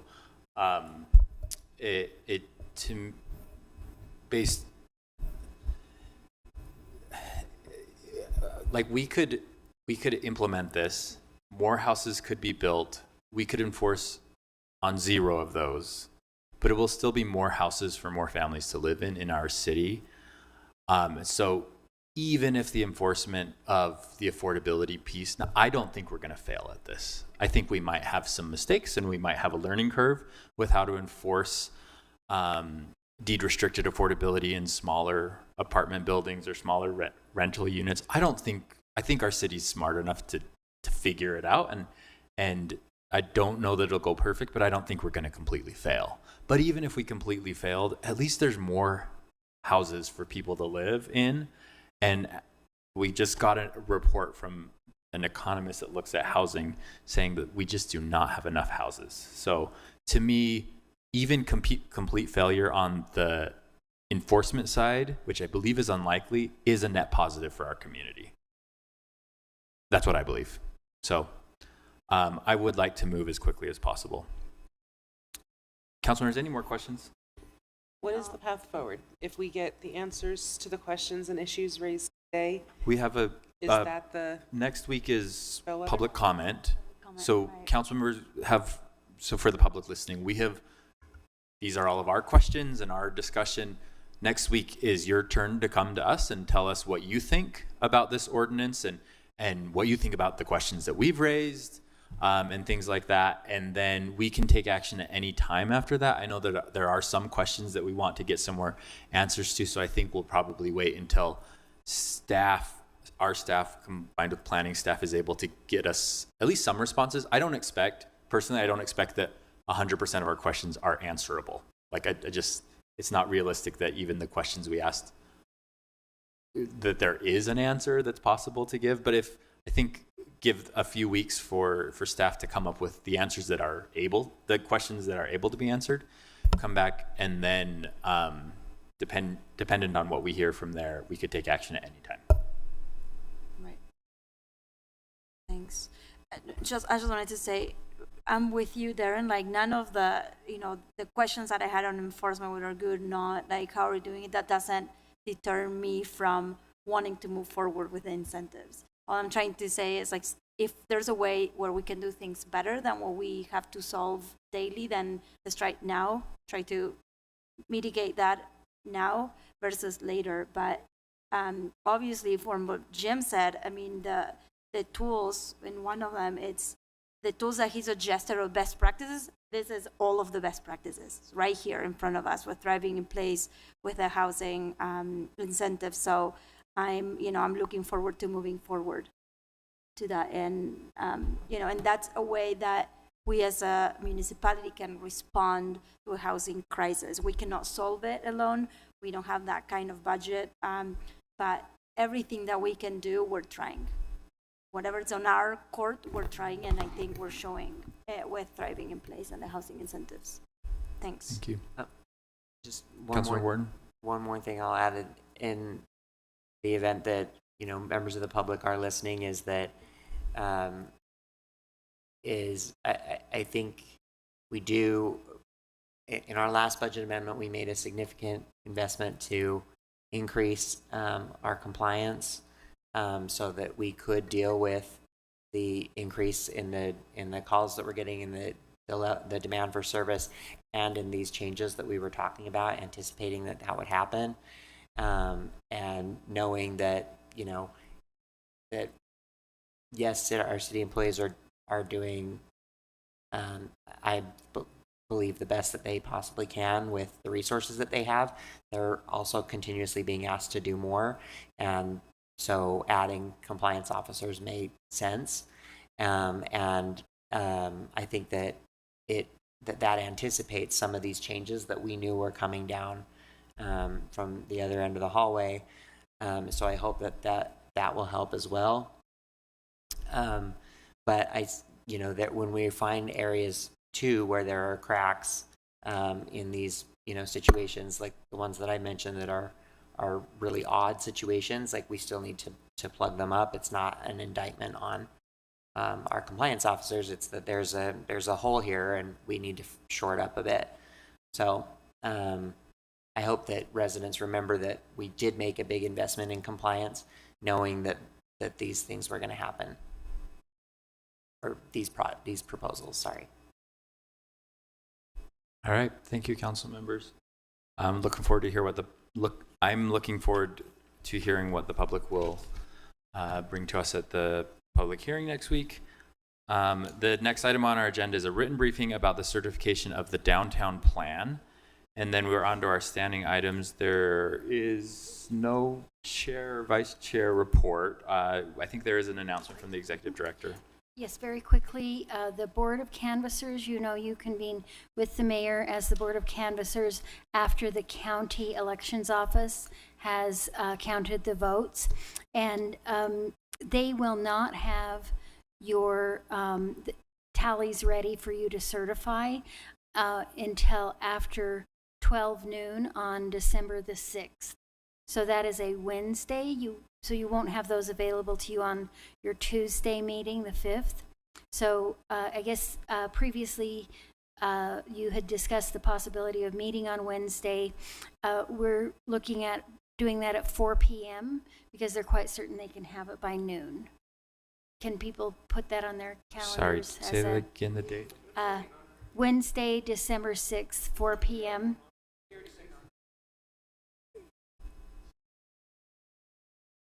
Is there a need for a certain amount of members of the Board of Canvassers to be present? I mean, we could. If necessary, we can do a Zoom call. But we do need a majority. Physically here. No, not physically here, just a majority to vote. Okay. And the mayor also serves on that. Right, yeah, just, we had hoped it might be ready for Tuesday, but. All right. There is no closed session this week. And so with that, we're adjourned.